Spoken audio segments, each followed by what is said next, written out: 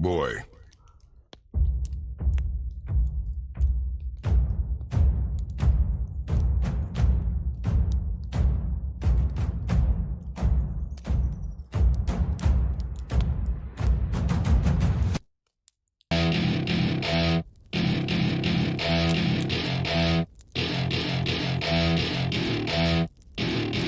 Welcome to my party, we're just getting started. A life is a dream or a nightmare scarring. Hand me a drink cause I think I'm going cover up my scars, flip the handlebars, crashing in my car, wake up in a bar, I'll be a superstar, just on my avatar. This world is so bizarre, empty out the reservoir. Yeah, I'm taking 6 shots, yeah, straight to the face. And I wanna get lost, I'm sick of this place. Don't know how to stop when I'm feeling this way. So I'm taking 6 shots till I'm feeling okay. I think I'm going crazy, don't think I'll get home safe. So I'm taking 6 shots, all straight to the face. I'm taking 6 shots, are you coming with me? I'm taking 6 shots, yeah, straight to the face. And I wanna get lost, I'm sick of this place. Don't know how to stop when I'm feeling this way. So I'm taking 6 shots till I'm feeling okay. I think I'm going crazy, don't think I'll get home safe. So I'm taking 6 shots, all straight to the face. I'm taking 6 shots, are you coming with me? Sometimes you need to let loose, grab juice, get goose, tattoos, taboos, get screwed. Loosen up, buttercup, all those hate comments will never make you feel enough. We're all adequate graduates, heart full of calluses, but we know calculus. Damn, ain't that fabulous? Can't wait to apply all those mathematicus. But we can't get a job that pays us enough. I'm about to pop off. We're lost, we all know that we never really want to bond. So I'ma do what I want to, something I can't undo. Yeah, I'ma do what I want to, something I can't undo. I'm taking 6 shots, yeah, straight to the face. And I wanna get lost, I'm sick of this place. Don't know how to stop when I'm feeling this way. So I'm taking 6 shots till I'm feeling okay. I think I'm going crazy, don't think I'll get home safe. So I'm taking 6 shots, all straight to the face. I'm taking 6 shots, are you coming? And so everything that we are doing with our content, with our, Do not be sorry. Be better. With me, I'm taking 6 shots, yeah, straight to the face. And I wanna get lost, I'm sick of this place. Don't know how to stop when I'm feeling this way. So I'm taking 6 shots till I'm feeling okay. I think I'm going crazy, don't think I'll get home safe. So I'm taking 6 shots, all straight to the face. I'm taking 6 shots, are you coming with me?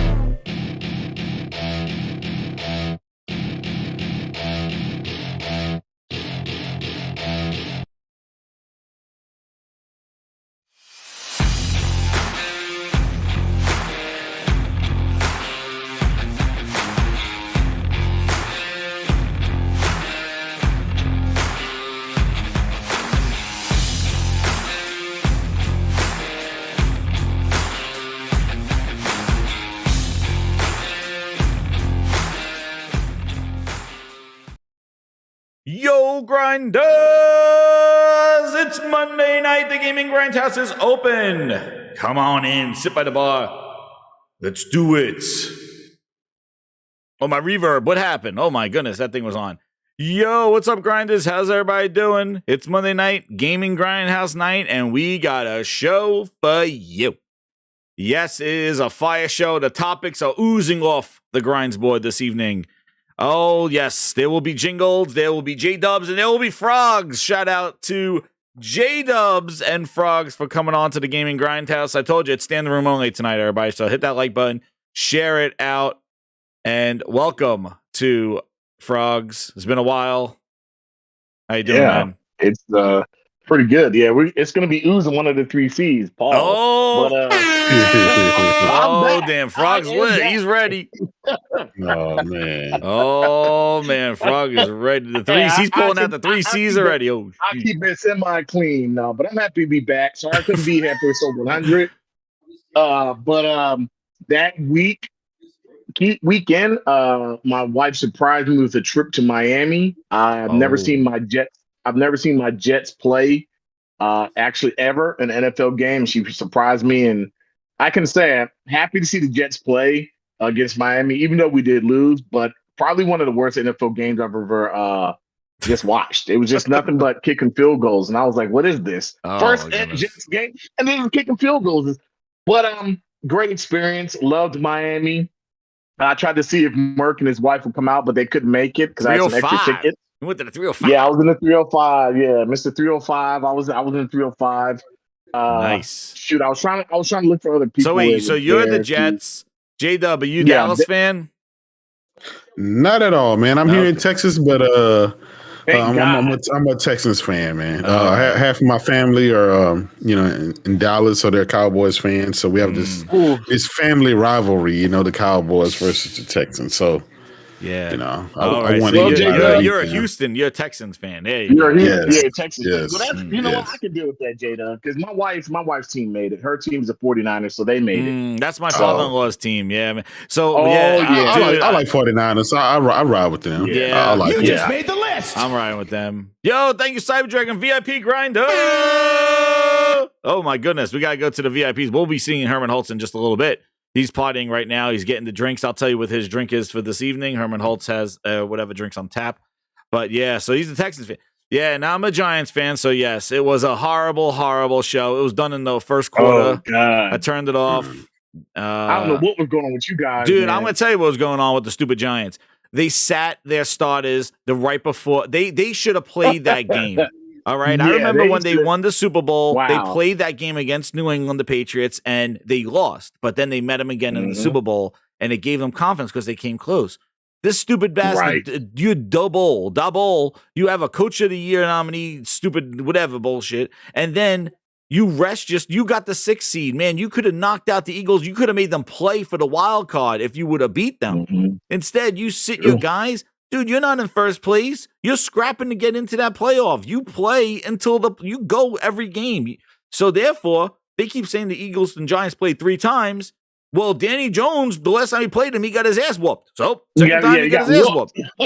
He didn't have a second chance during the season to kind of redeem himself. Instead, he just redid what he did happen in the first game. So whatever. You know what? We'll see. I'll tell you something, Jez. Just going to Miami, and seeing this game was great, but being in Miami, let me tell you something. I have family. I'm gonna play the fire background right now. Hey, but Miami is a whole different atmosphere. Oh, baby. I used to work down there, man. It is like we another stayed world. in the hotel. We stayed in the hotel. And we were right on the beach, and as soon as we opened our windows, you could see nothing but ocean. It was nice, I thought you were going to say thongs, but anyway. Oh, yeah, we saw that too. But there were plenty of baby yachts, little mini mansions. Everybody seemed like they wanted to drive like Rolls Royces and it's like wild I'm gonna tell you something. The Merc in the 305. People, let me tell you something. Where we were, I didn't see one Tesla. Everybody's driving Lamborghinis and all these Ferraris dude, and Bentleys. Miami, Like, dude. They're not driving no Teslas. Nobody driving a Tesla. What's this peasant stuff? This Tesla stuff. That's like me and J-Dub now with the Teslas. Yeah. Let me tell you something. And then it was reversed. When I was in California, it was like everybody had a Tesla. It was like it was a Toyota Camry. Well, I'm like, why? Everybody had a Toyota. Everybody had a Tesla in LA. And I'm like, yo, it's like the freaking Toyota Camry of LA. I'm like, the people that you think shouldn't have Teslas have Teslas. And I'm like, I looked at my buddy. I'm like, how much do Teslas cost out here? He's like, I don't know, but he's like, everybody's driving them. He's like, it doesn't matter if you're in the hood or if you're in the freaking, obviously when I went in Beverly Hills, nobody had a Tesla. But I don't know. Just wait says the 4 best teams are in the championship games. I agree, man. This is gonna be an awesome, it's gonna be an awesome weekend. Yeah. Oh, this is gonna be a great weekend. Man. Yeah. So anyway, so I'm a Giants fan. My wife's side is like Eagles fans and then 49er fans. So now they're a house divided on their side with 49ers and Eagles. So Eagles, that's gonna be a good game. Yeah. Oh man. I can't wait. That's gonna be great. I think this is probably in a long time. I'm going for 49ers, even though I'm going for 49ers. They need one now. It's time. I want Kansas City and 49ers to play. I want that to be the Super Bowl team. That's what I want to see. Wow. I want to see that. Cincinnati played just a really well great too, Super Bowl. man. Cincinnati. Oh, they did. Wild. I'm not See, mad at them, I'm but just I nervous about really wanna 49ers see quarterback Kansas City. though. He's still young, and I think the Eagles might. Right. Hey, but let me tell you something, man. He's showing his behind, man. He's come out and he's doing his thing, man. Hey, like man, that's what you he's do, coming man. out and Balls of I steel. can't be mad at him out there. No, man, no, this No, is gonna be good. I'll keep it friendly, family, Jay boy. I'll keep it friendly, family. Hit that like button, everybody. Use those emojis. And I before we get into the topics, I have there he is. I hear him. And you know who it is. It is Mr. Herman Holtz with the splits. There he is, ladies and gentlemen, the VIP Grinders partying in the VIP Lounge. I want to thank everybody for joining the VIP Grinders. Use those emojis. Yes. Get him, Mr. Herman. Mr. Herman is celebrating all the VIP Grinders in here. They're partying. Quality splits. He knows. He sees Last of Us movie. He sees the Last of Us TV show. He knows what's going on, everybody. But it's on tap this evening. He said, you know what? Since he's so full of energy and life, it is an energy drink this evening. A C4, it's called. C4 Energy Superhuman Performance Mango Max Trot is what I'm drinking this evening, and that's what Herman Holtz has on tap. It is an energy drink for superior performance. Because it's the quality splits. Leave that Xbox shit outside, he says. Oh my goodness, Herman Holtz with the quality splits, bringing in the quality Last of Us, baby. Oh my goodness. And that brings us into, hold on, title video. Let me get these videos there. Last time I sound like a robot. They thought I was taken over by Phil the last time here. So the first topic we're going to talk about, it was one of my sound changes. It was having me go, I was like robots. But hit that like button, grinders. We have a new segment this evening. It's a What Grinds Your Gears, where some people in the chat will be able to talk about a topic or bring up a topic that we'll talk about live on What Grinds Your Gears. We're trying this out. I want to shout out to who was, let me see, one of the grinders. It was where was it? I think, Digital Dog. Shout out to you, man. Give me some ideas. I always wanted to do What Grinds Your Gears. We'll see how it goes. You know, if you want to put in a chat or something like that, see how it goes. We'll do one of that. We'll see some topics. Anything you want to talk about. We'll talk about some sports. But then a T1000 mode. Yes, that's what that was, RP. It was T1000 mode. So Last of Us 2, episode 2, Last of Us. It was last night. Did you guys watched it? Yep. Yeah. Oh, man. Yes. So we're going to try to keep it spoiler-free as possible. There may be a little hint here or there, but we won't get too much into it for those who are waiting or saving it. I recommend watching it and playing the game at the same time, because that's what I've been doing, man. It's because I'm so glad. Same here. Yeah, and I'm so glad that I did exactly. I held out and I waited to play the game part 1 when the show came out. So because there were a lot of things I would have missed, because I played that first game so long ago, about with 2018 or something like that. Like I would have missed the little details that they're putting in there, because they're so subtle. But man, and then there's some that just like ripped from the game. So yeah, it is great. So what did you think? J-Dub, let's see what and then J-Dub's here. I forgot to even introduce J-Dub. J-Dub is here. You know him. He's one of the members of the Grindhouse coming on in here. And J-Dub, I'm so happy to have you here, man. I know you're a busy man. He's all over the place. He's on the podcast. Actually, if he's on Porter Rock's podcast tomorrow, if he's going to go there, I will be on there for the first time. I jumped on at the end of Porter Rock's. He invited me. I'll be there. Oh, that's awesome. We can continue our conversation from here over there tomorrow. But you're my number one customer. So J-Dub, what did you think of episode 2 and overall, like The Last of Us, like how they're doing it? I'll tell you this: yesterday's episode was epic. It got more. I mean, that first episode was, again, it was the beginning, and it showed you, how everything kind of came about in the beginning, just little bits and pieces, and then it ended. How can I say it? It ended at night, and I'm loving these. If this is going to be the trend, it's like a lot of stuff happens, and then it's nighttime. You rest, and the next time you come up, then it's daytime. You kind of pick up on, but it's different than when you're playing a game. When you're playing a game, there's no pauses or anything. You just have to go all the way through. Well, with this TV series, they're starting them just right and they're ending them just right. And it was the same yesterday. They started it just right and they ended it just right. Yeah, they did. I don't want to spoil anything, but that ending, oh my god! Even the beginning was. Dude, I was like, oh shit! Yeah, I was like, whoa. Amazing. So they capture you in the beginning and the end. They like it really catches your attention. Yes. And man, the beginning of part 2. I mean, just the conversation that was had. I was like, oh shit. Yeah, and that's like stuff that really like you could have been maybe alluded to in the games and just like basically maybe some of the readings and stuff, but they really didn't go into the backstory of where the virus origins and kind of like the decisions that were made. And it seems like in 2 episodes already, they're doing these flashbacks to kind of when it blew up and when it started and like where like kind of doing like the origins of this thing and like the pre D-Day of like this whole thing happening. And it's really interesting. And I know one of the biggest things about the spores versus the tentacles or whatever they're doing, I think the thing they're doing in the show is definitely the tentacles or whatever the hell they're doing is much creepier than the spores. It's more scarier than the spores, right? Yeah, I think so. It's because you got to think about the game, right? You put on a mask and then you go through and you whatever. And then after you're out, you take your mask off. But the way they changed it in this TV series, like they didn't miss a beat, and they made the lore a little bit more just scary and dramatic and creepy as hell, dude. Yeah, the game has some scary segments, but this shit here, like, it scares you in real life. It's like, oh shit. Yeah, like that. Yeah, and what they were saying is the reason why they switched from the spores to the other thing was because to try to like the spreading of it. They said like the spores kind of like for watching the show, somebody like, well, why the spores only in this certain area of the house? Like why this building that they go through it? And he said that was more for the game purposes. But for a viewer, they'll be like, well, why the spores should be everywhere? Everybody should be sick.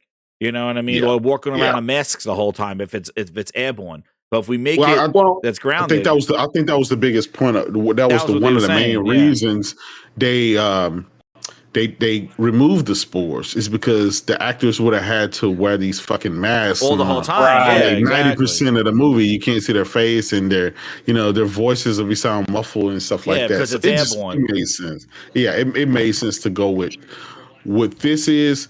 Plus, the fact that we're on the end of COVID really, really, really ramps this thing up, man. To a like, hey, vaccine. what if this happens? Like, there's no cure. There's no vaccine for this thing. And you know what else too? It kind of showed you like that. It showed you how valuable Ellie. I thought from the beginning, again, not 2 minutes of spoilers, but like this is a fungus. We know it's a fungus, and the difference they were saying is like there's no vaccine for a fungus. A vaccine's for a virus where your body could antibodies fight it. Yeah. This is a living organism that takes over your body. So like there's no vaccine. You kill the person. You kill the fungus. You kill the host. Like you're just gonna kill people. So really, there's nothing to like eradicate that yet. But what it does is that it basically it's showing the value of what Ellie could have done. Like they could have done something maybe with her, her blood or something like that. It just showed like the value of that. But yeah, I thought it was. I think they're doing a fantastic job. Frog, what did you think of episode 2? I'm gonna be honest with you. Like the first episode, I was like, oh no, a lot has changed, right? But I was still interested. The first episode didn't really get me saying, oh my God, this is going to be the best show ever. And then the second episode, right as it began, and it was just so different. And that backstory, I always tell my wife this. My wife has watched me play this game so many times. And so she kind of knows the story, but she's never really played the game sitting through. So me as the gamer, this is what I wanted to see with the second episode, more of a backstory. There's something different. Because like I've said before, I think this show is really made for the people who didn't play the game. The people who play the game, you kind of know how it's going to go, but them changing it up and just the intro, the beginning of this, how it begins, I was like, this is genius. This is how I want the show to go. I want some backstory. I'm not going to lie, I kind of was one of those people. I was like, wait, they're not wearing masks? Why? Because, when you play the game, you always find these spores in dark, damp places, and they can't live in the light because the sunlight destroys them and kills them. But then as they did it in the TV show and how they did it, it was pretty smart of how the fungus lives and connects. And I was like, without spoiling it, the second episode for me playing through the game, this is what I want to see more of, them taking these risks and actually diving deeper into the story, because there's a lot in The Last of Us, and I'm pretty sure everybody can agree there's a lot that's not really explained that you have to guess at. Yeah. So yeah, they're kind of explaining it. Yeah. Yes. And also, I saw the previews for next week, which looks even more fire. Like they're taking risks. They're taking risk in the right directions, and I've said this when I heard it. I said I'm watching through the first 3 episodes. Will tell me if I'm going to watch this all the way through, because I think the first 3 episodes were the most crucial to really getting somebody invested. My wife watched it, and the clickers terrified her. She was like, she don't like the clickers. Dude, that was my dude. I'm gonna say when the clickers terrified. Oh my god, the movement, the sound. The clickers terrified her. Yes, that looked like right out of the game, man. It's the exact same sound, just like if you're playing the game. To see it live, it was just something. It was crazy, dude. It was crazy. It was like right out of the game, man. Yeah, she was like, yo, that's scary. She's like, that's some scary stuff. And I was like, yeah. She was like, and then what made it even worse is I went online, I showed her this ant walking around. They had this fungus. Oh, that ant with the fungus with the Yeah, she's like, no. I'm like, yeah, I'm like, this fungus took over the ant, and the fungus is controlling ant's movement, and like the body is all eaten out. She's like, how is this ant still alive? And she's like, yo, this is some scary crap. And I was like, hey, this is a great story. I can honestly say, great story. Yeah, great episode. I get to these 2 super chats here. We had one. It was a Cyber Dragon. Where was the one? Did I lose it? Wait, hold on. Uh-oh. I got it. Let's go. Here it is. Cyber Dragon. And then I saw another one here. True Virgil with the 199. He goes, the PS5 liquid metal leaks ruining people's furniture, he said. Uh-oh. They're fighting gravity. Dude, True Virgil's getting it. He knows what's happening. Jingle, jingle. Here it comes. Help the PlayStation 5 fight gravity. Please trust this. Xbox fool, I said gravity is the enemy. Feel safe. Us from this liquid metal. Thank you. Jada, I don't know if you heard that first time. Jada, we got that. This is the house. This is the grindhouse of jingles. We got a whole bunch of jingles. Oh man, that's saving the awesome. PS5 from gravity, because that's awesome. It's fighting gravity every day. It's fighting for its life. And anyway, SaintU.com for the $2.99 goes one word: bomb. It's just amazing. Yeah, I tell you, one of the just to close on this topic. The Last of Us. I think that they are really respecting the gamer. They are basically doing things that a game will recognize. They're not saying, hey, we're a game, watch us, watch me move, guys. No, it's like it's respecting the IP. They're pulling scenes right out of the cutscenes into the game, and same camera angles, like the dome when they're seeing things in the distance, going, we got to go there, like traditional Naughty Dog style, that thing in the distance. Just really good. They did a real good job on incredible. And the things that they've been changing keeps you on edge as a person who play the game.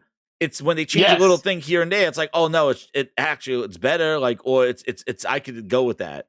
The whole test thing, and then basically the things with the spore stuff, and I feel like the changes that they're making are. And then when I saw the scenes for 3, man, oh my god, the episode 3, even that, to find out the backstory with Bill and his friend, you didn't know that much. You just saw Bill already. It's gonna be crazy. So they are see what it's doing. Oh, and actually, there were a couple of little receipts that I had here.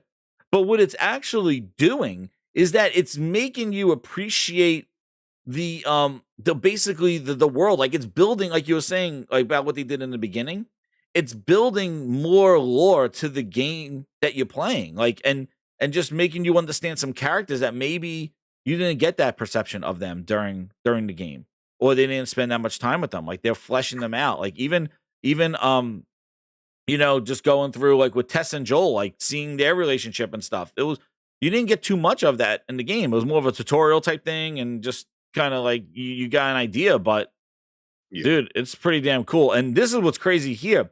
Episode 2 attracted 5.7 million viewers in the first day. This is a 22% increase on the largest second-week audience growth a HBO original drama series had in the history of the network. Yeah, damn. Dude, we're talking Sopranos, Game of Thrones. Like, this is not Paramount Plus's prime viewership. Like, this is not like Halo is the number one watch on Paramount Plus. The other one was friggin' Kevin Costner's TV show. Dude, like, you match greatness against greatness, dude. HBO's history. You're talking Sopranos. You're talking like Sex in the City. Like, you're talking like all these huge series. Like, actually, like original series on cable network started with HBO. To be honest, like, thought with Sopranos. Like, you're talking the history of the network. It's crazy. Its first episode's now up to 18 million. So this thing's becoming like kind of viral. And the other thing, which for gamer wise, is that. Where did they see? Oh, did I get it? Where is it? The game is increasing in sales over the last week because of the show, which The Witcher had that effect. It had the effect on me. I go back and play The Witcher. Like, it's crazy. And that's just the U.S. Everybody's saying in the chat. It's just the U.S. But where is I don't know if I have the actual numbers of the increased percentage of the sales of the game or people playing the game since the first show aired. Let me see. I thought I saved that one. Oh, well, if we pull it up, if I find it, I'll bring it up again. Yeah. I thought I had it. Nah. It was that one? Nah. But actually, the game has increased in sales and players since the airing of the show. Yeah, so the hell did I tweet? Whatever. I thought I saved it. Oh, it won't take any much more time. Oh, my. Oh, here it is. Is this it? Oh, yeah, here it is. Last of Us HBO shows has given Twisted Voxel had the article. See, I found it. So I get my sources. I don't just say, trust me, man. I talked to a game dev. He told me on the internet. I told you my sources are JW, and Frog, it's my right eye and my left eye. Those are my sources. I sold them out. I tell everybody who my sources are.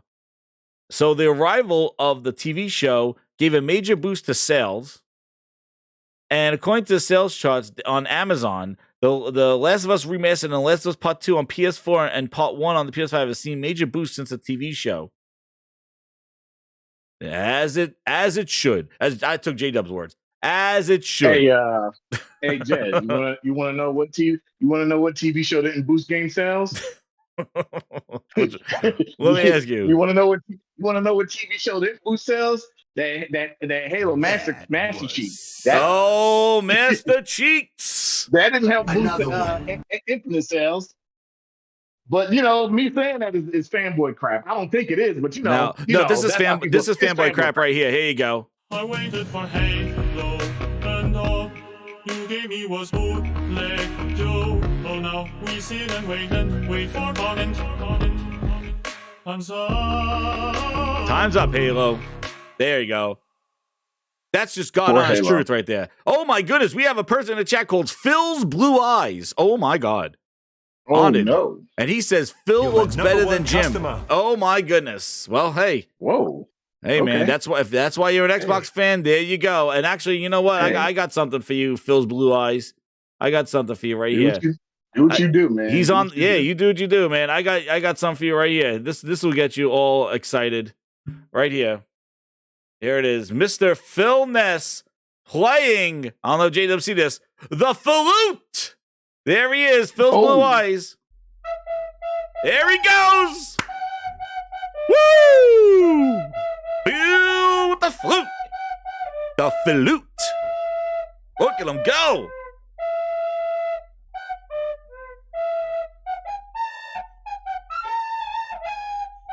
Flute guy. That's Phil with a wig. You know that, right? Yeah. That's it is. That's why. Oh, man. He did that face. He went in the crowd. And then he went backstage. He put on his wig. And he went out there. And he just rocked the flute. Mm-hmm. Hey, he was into it. Yeah. This is a rare clip that he sent me. Beautiful. Phil, thank you so much. Phil's Blue Eyes, thank you for the super chat. Phil, what a performance. My goodness, you can't beat it. The Flute, everyone. There he is. The Flute. Oh, my God. That guy's eyes. He says that guy's eyes aren't blue. Dude, I don't know, but that's the flute. I don't know. Maybe Phil put some contacts in when he jumped on the stage. Oh, my goodness. But people are triggered because Phil's eyes. Wait, we got one more super chat before we go on to the next topic, which I'm sure everybody's clapping in the chat. That's right. Clap in the chat. That was a performance. That was an exclusive sound clip from Phil, who sent me over his flute performance. Salute to his flute. You know, PlayStation had their flute guy. The Game Pass edition. Exactly. PlayStation had their Ghost of Tsushima flute guy. And now Phil said, hold my beer. And he gave you the Game Pass version of it. Yep. Just like the Game Pass lawyers. J-Dub, when you tweeted that out, man, I was laughing so hard. The Game Pass lawyers. Phil got their contracts in box of Oreos. They look like they got some incompetent lawyers, misspelling stuff, forgetting dates on stuff, forgetting to fill. That's like, oh my god, they're a mess. If these guys treat their lawsuits and stuff the way they treat Xbox, man, I can only imagine. Oh my god, dude! Again, I tell you, man, they really turned into a freaking bootleg company. You know? Like I said, I actually have it right here. They have something I could never have. Really? And what's that? A soul. They don't have a soul, dude. Hey, Steve Jobs said. He said it.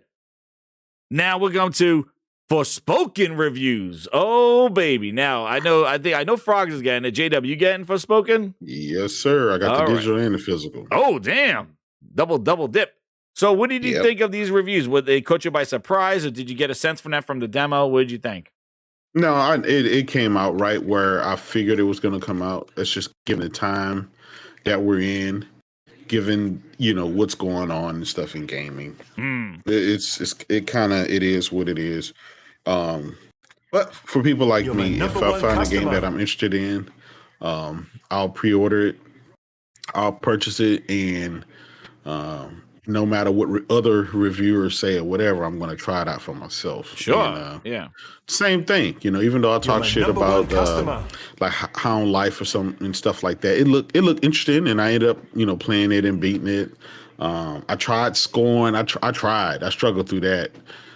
In some of the other games. I listen. That's and I'll tell anybody. Well, maybe I'm just a weird gamer because I like a lot of games that I guess mainstream or the Twitter people, or the YouTube people, the people that kind of like all in one boat, like every year, right? 2K, Madden, all that's going to get high reviews, and Call of Duty, all that's going to get those scores. But then every now and then you have some new IP or something that tries something different or a different story, and a lot of gamers don't care for that. They want, we want change, but we don't. You see what I'm saying? Yeah, you go on Twitter, so you want change. We ask for change, but it's like, nah, I don't want that. Give me what's the traditional. Even when it's a new game, you'll have people say, no, you need to do this like this game. And it's like, well, that game already exists. If you just want to perpetually play the same game with the same story and everything else, for example, Death Stranding was my game of the year. I stood by that game. I ride and died by that game. It's still one of the best games I've ever played in my life. That's my game. That fits me. That fits my personality and the type of story and games that I like. But a lot of people shitted on that game. Oh, it's a FedEx collector. It's this and that. It's a walking simulator. It's boring. There's nothing to do. There's no this. There's no that. And so I accept that what I like may not necessarily be everybody else's taste, and what other people like may not necessarily be my taste. So no matter how this game was going to be reviewed, it wasn't going to change my perception as far as whether I was going to buy it or not. I already pre-ordered it, both copies. The game looked interesting to me. I enjoyed the demo. I beat the first demo and the second demo, the updated demo. Yeah, the updated one, yeah, and so and I'm thrilled about it. I can't wait till tomorrow so I can play it. I will be streaming it. All right, check it out. As I typically do. But these reviews that came in, it's not shocking. I knew, they seem to be all over. Like it seems to be like 8s. Like there's some 9s and 8s, and then there's some people like in the middle of the road, and then there's just a couple that just don't like it. But a lot kind of mixed. Like just kind of like you like it or don't like it? Well, that's the day and time, right? A lot of people had already written this game off based on Do some you people think? Let me saying ask you, stuff about the J-Dub. demo. Uh-huh. Yeah, I was about to ask you. I follow the question up. It's like, do you think the demo helped or hurt it? I think it didn't do either. Because I'll be honest, the score that this game was going to get that whether they had a demo or not. I even give Square Enix props to even giving that demo. That was a big demo. Not many games released with a demo. No, not at all. Like that, and that was a huge demo. Like they could have just done like a little like boss fight, a mini boss or something like that. Like yeah, they actually let you try the game, and then they turned around and updated it for you to so. It is what it is, and I accept that. But you do have to understand that the day and time that we live in right now, it's like just for post up his little Rodney. I mean, who's that? Pixel Slapper in the chat. He said, "How can you beat a demo?" Well, it's like 2 hours. You get to run all across the map. It's a slice like of missions. the whole piece of the thing. Yeah, there's like a few like 5 missions, something like that. Once you finish the demo, exactly. Once you finish the missions, then they don't give you any more story missions. Yeah, you gotta play it. You gotta play it and understand it. And they level you up pretty high too. Like you have all the different types of abilities, both in the fire and the stones.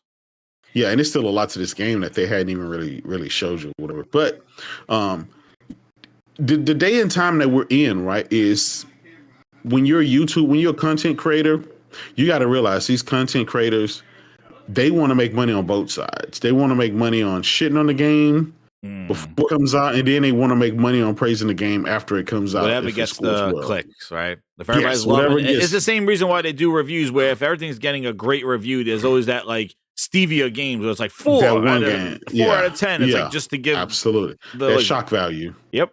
Yeah. That shock value. That's what it is. It's just like the DualSense Edge controller that I'll be getting tomorrow. Yeah, that comes out too. It's the same thing, right? Remember the whole battery life thing? Oh yeah. Yeah. When the liquid metal. Jesus. Yeah. Or the liquid metal, right?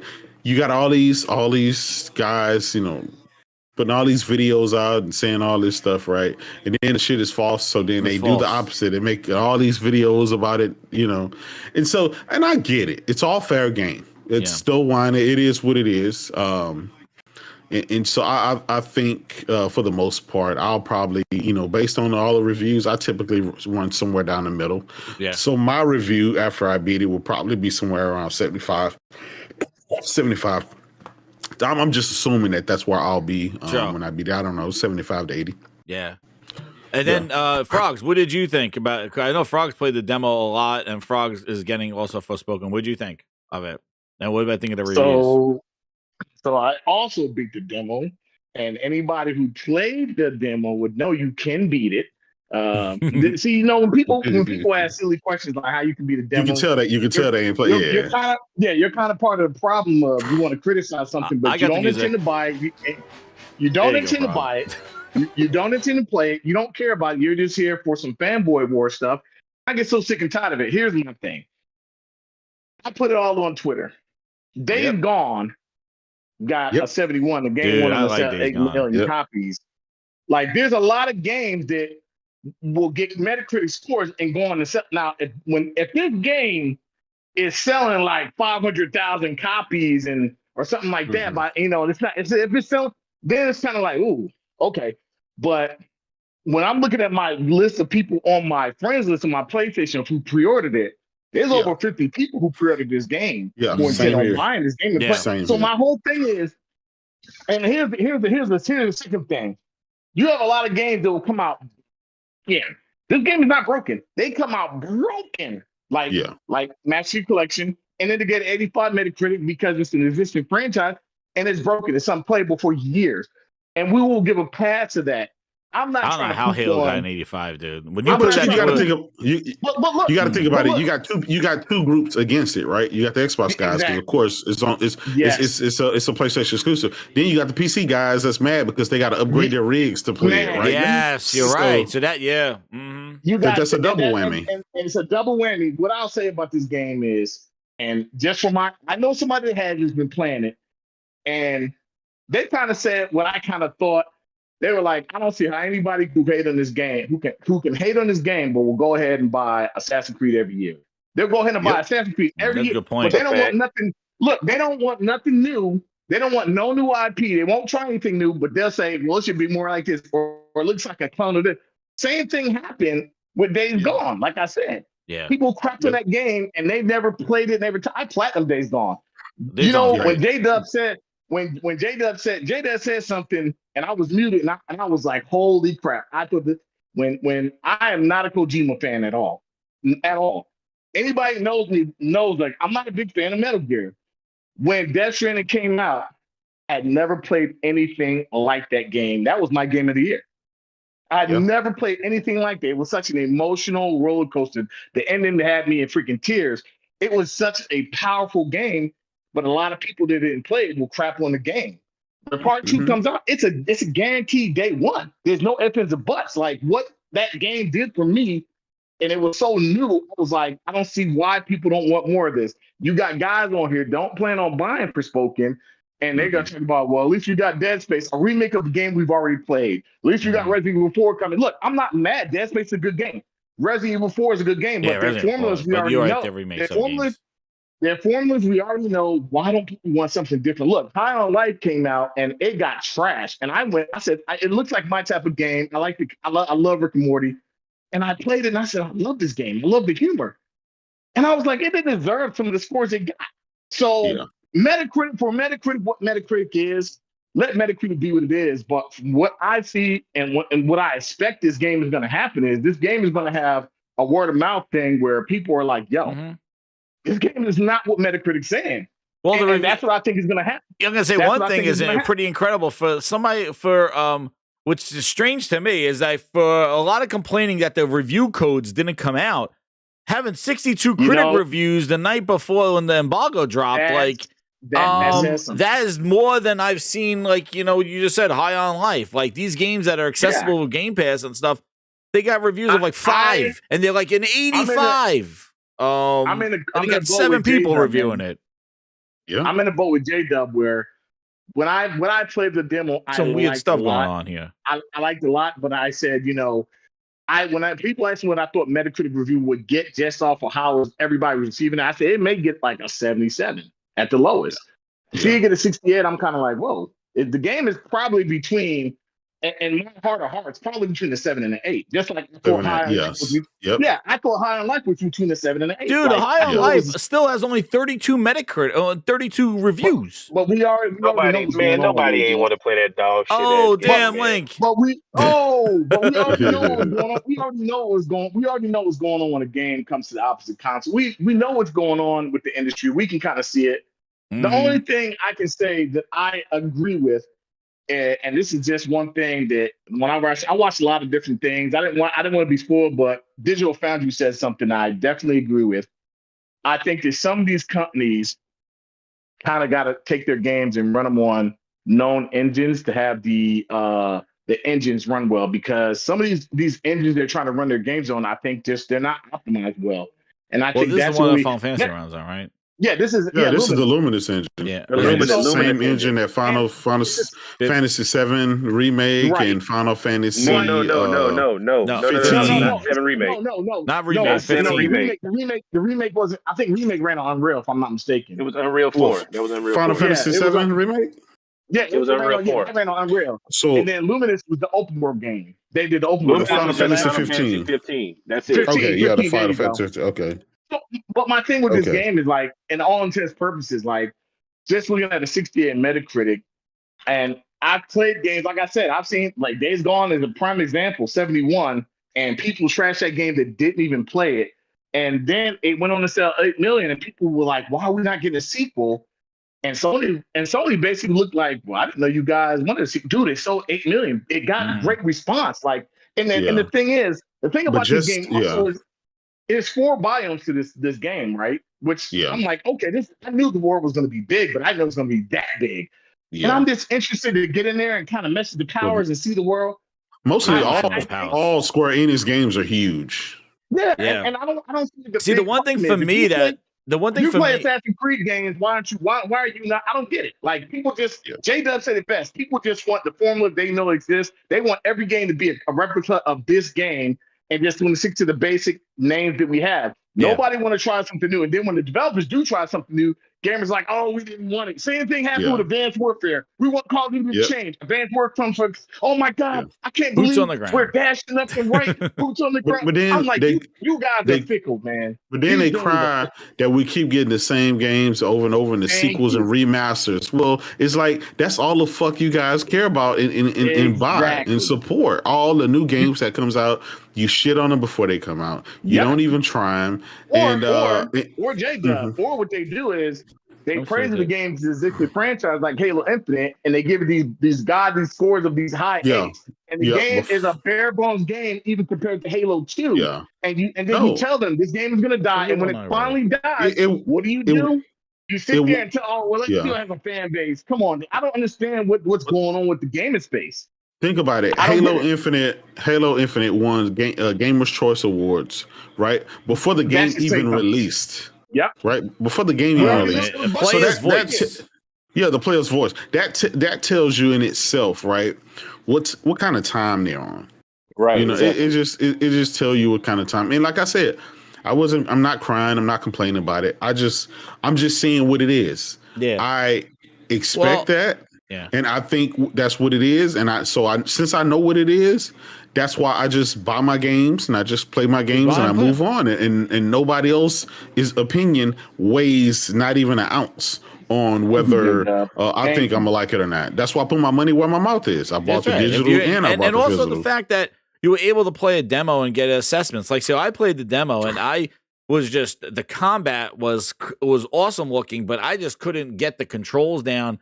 You gotta learn. Yeah, once you learn the controls, man, it's like butter. That was the one. It takes you about 30 minutes because doing the R1 and just switching out because there's so much. And maybe in the demo, maybe they should have maybe not have you have as much, maybe so you could just kind of hone in on that because they gave you a lot in the demo, with all the different abilities of each of those two magic types. But I'm interested in seeing how to mix it up. But that was the one thing was the combat. And I want to know where the story was going to go. I know why. And again, the banter and all that other stuff. I do think that the sound is a little bit off though with the arm going he seems to be very low and she seems to be very high. In the thing it just they don't seem like they're talking to each other. It sounds like he's talking to her head. So maybe he is. I don't know, but it just some of that stuff was taken out. But I think the game looks great, and also I just think that the combat. Once you get that, I want to be doing all these crazy combos, mixing the magics and doing that stuff. And I just feel like I'm struggling with the controls on that one, but I'm interested to see where it goes. I'm not going to get it day one. I'm holding off just for, to get some more, seeing some streams and stuff like that. But I do think it's going to sell well because it's coming out in a very, a great time. There's not much going on. I know there is Dead Space, but there's a lot of people burnt out from Callisto Protocol that maybe just who wants to do another one of those? So we'll see. And now I skipped Callisto Protocol, but a Dead Space, I had to go watch the video of it because I'm Dead Space 1 was slow. It wasn't action packed. Yeah, it was a horror, but it was a horror game though. It's a horror game. Yeah, but they really at the time you didn't know what was going on, so it made it scary. So it was quiet. The Dead Space, what's going on. The dismemberment. Kind of what the tropes are and stuff. And I don't know if you're going to walk through the same thing and just be no, I know what's going on. I know what I got to do. Where's my rifle gun? Where's my thing? Let's go. Yeah. And that's the one problem with remake. Yeah. Well, they added a new mechanic to Dead Space. But they had. So now everything is going to be kind of randomized. So when you enter, there's an AI director. Yeah. Right, there's not enemy placements going to be different. It's not the enemy placements, the traps, all that shit going to be different. So it's going to change it up a little bit. Yeah. Oh, I got 2 super chats here. Phil's blue eyes coming back, blinking at me twice. He goes, Game Pass has all the games and sexy executives. Oh, damn. And then Xbox Series X Shipment. Oh, my goodness. The 65 SDK. That's what. He goes, what do you believe about Last of Us 2 factions being shown just days after the end of the Last of Us TV series? Literally a perfect promotion for factions too. Yeah, dude, I think that will be good. Or I even think, making, because they did put the trial for part 1. So maybe even just put in part 1, announcing it for the PS Plus and probably PC. Who the hell knows? Look, but I think they definitely need to start talking about factions. Like I think because this Jay- ends around look- March, so that should be around the time when if they're going to launch factions in the summertime. And I agree with that. I think it'd be a good move. J Dub said something I don't think a lot of people really paid attention to in that last statement when he said people just want the remakes and remasters. Don't be surprised as Sony jumps on The Last of Us Part 2 for another $69. Oh, and says PS5. Don't be surprised because I hope they do. I hope they do. Hey, J I'll buy it day one. I'll be right there. PS5 version, just like I did. Absolutely. They do it, right? But what I'm saying is, it's nothing wrong with that. It's nothing wrong with wanting great games remade, remastered, so forth, right? But I think that we live in an industry now where things can come to a service and be piss poor, and people will compare it to a fully freaking furnished IP like Forspoken and say, well, you know what I'm saying? I just don't. You can't compare Scorn. You can't really compare Scorn to a Forspoken. You can't. There's a lot of IPs you can't. You can't. So what I'll say is the people who are going to play this, and at the end of the day, we're going to see if this game is going to if this game starts pushing and people start word of mouth. We may look at this 68 and say, damn, they got a 68 Metacritic and it still did 4 million. That speaks volumes. That says something about the brand. I think the game is going to sell well. Don't let the Metacritic score fool you. And no one else, I think, before I was going to link go, but one thing I just want to chime into that is like, I think giving the demo to people, I think it removed, and I don't know if this was planned, but I'm going to tell you this, giving the demo to people and let the gamers decide on what if they like it or don't like it, want to go back to it. I think it does take a lot of the pressure off of the review. Like it takes the emphasis off of the reviews. Like that's how I always feel. It's like, give me a trial, give me a demo, let me determine if you hide the game, if you don't show much of the game, or you don't really sell the game, or let people get hands-on and people give hands-on impressions, then you're like fully relying on what these reviewers have to say. And I feel like the reviews then hold more impact to the decision making of everybody. Right. The fact that they gave this demo out in over a month, like this was done at the Game Awards. The fact that people were able to play it, they updated the demo, people got their hands on it. They already said, I'm pre-ordering this, or maybe I'm waiting, or maybe I'm going to go back. I'm interested. So, like, I think the reviews are not going to have that much impact to the game's decision because people could play the game and make that decision themselves, which I think more games should do because there's a lot of bull in a lot of these reviews. Like, it's like the reason I do compare a Forspoken to Scorn and other those games, even though one is an indie and the other one is a AAA. But the reason that is because you got to think about it.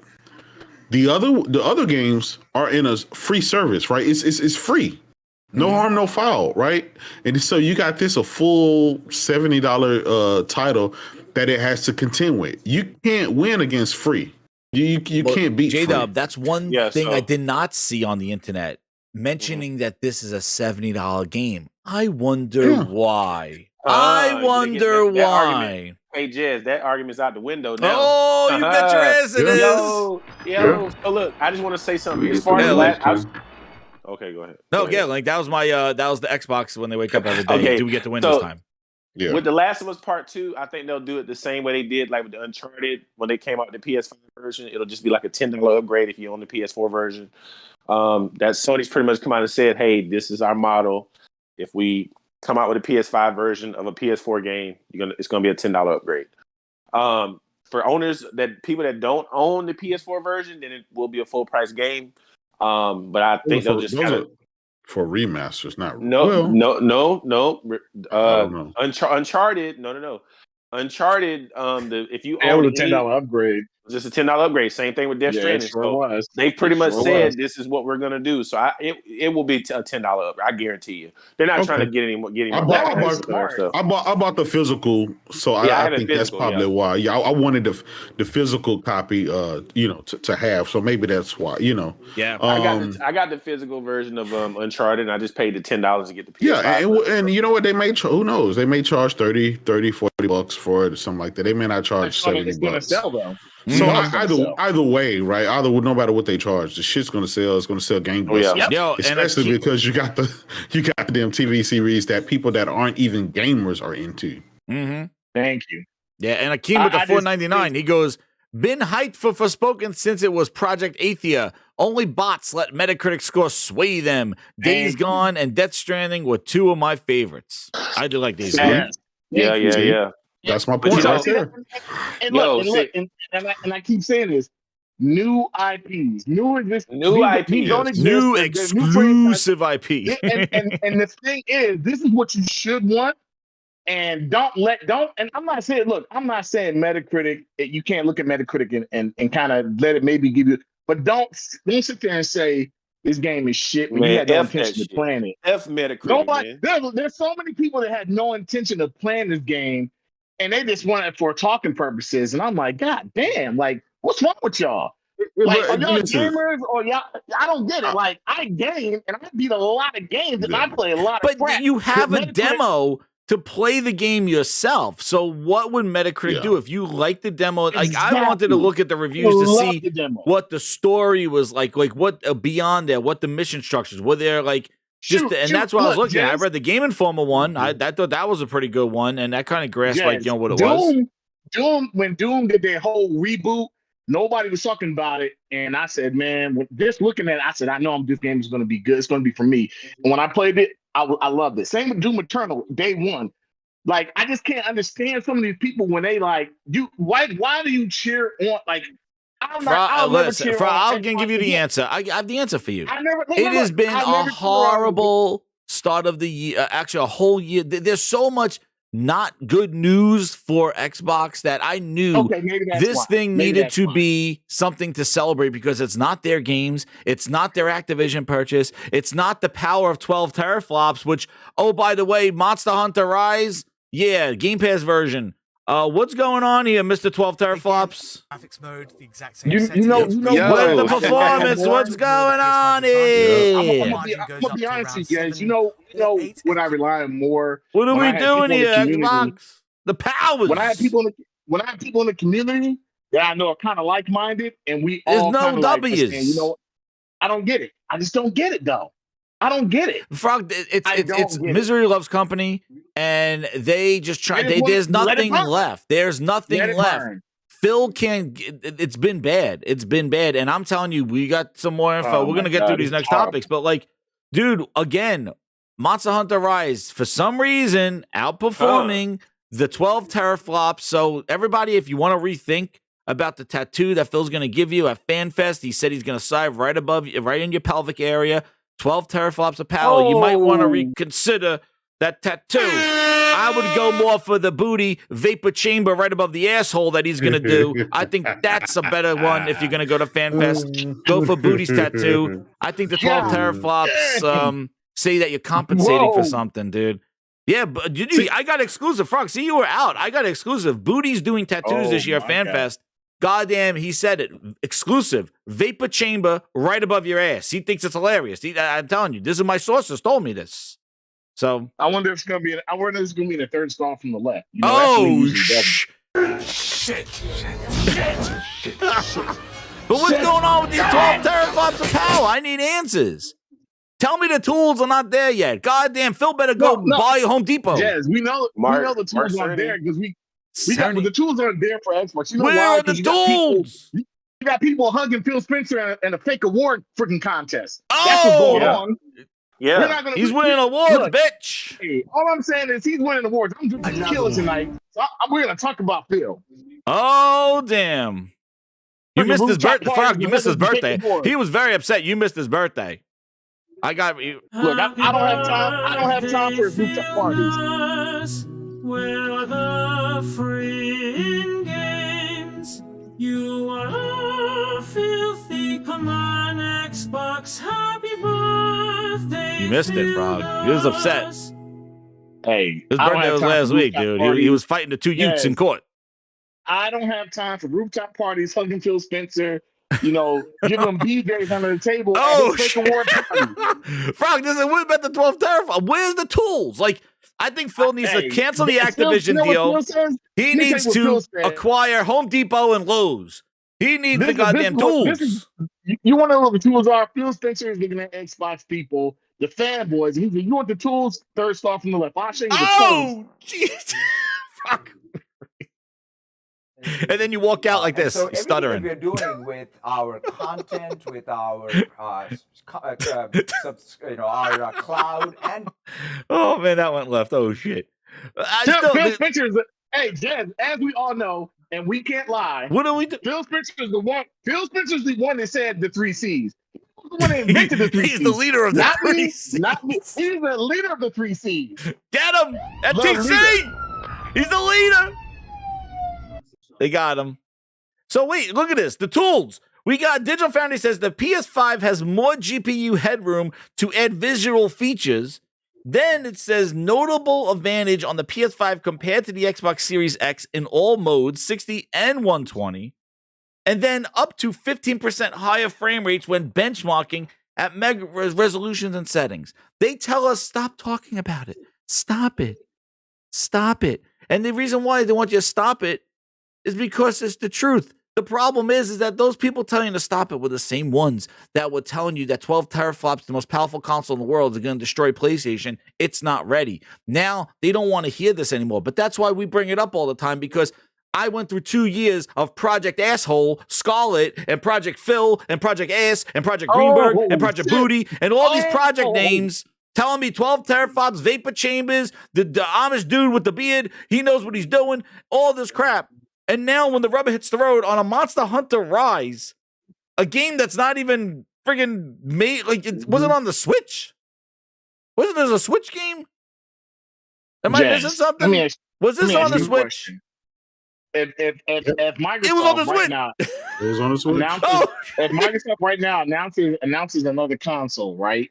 So, like, you know, they have the Xbox S, right? And they have the Xbox Series X. If they announce the Xbox Series C, are you getting it? No way, man, because that's coming with a friggin' strap on. I'm not buying that thing. Oh, man. Dude, that's good. They got a controller, the strap on. What happened to the strap ons? They were selling them. Phil Spencer's going to come out there next E3, and we got something for you guys who said you didn't want a disc drive. The Xbox Series C. Available starting today. Third stall from the left.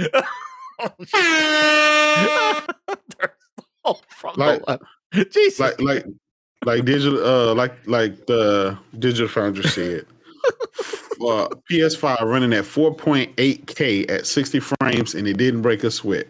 Xbox, that shit was sweating. Those T-flops was huffing and puffing, running out of breath. It's the liquid metal in the PlayStation. That's what's helping it. Maybe that's what it is. Maybe it's the liquid metal. Yeah, it's the liquid metal, dude. Yeah. It's not oozing out. It's staying there. The Xbox is sweating. They got the vapor chambers working overtime.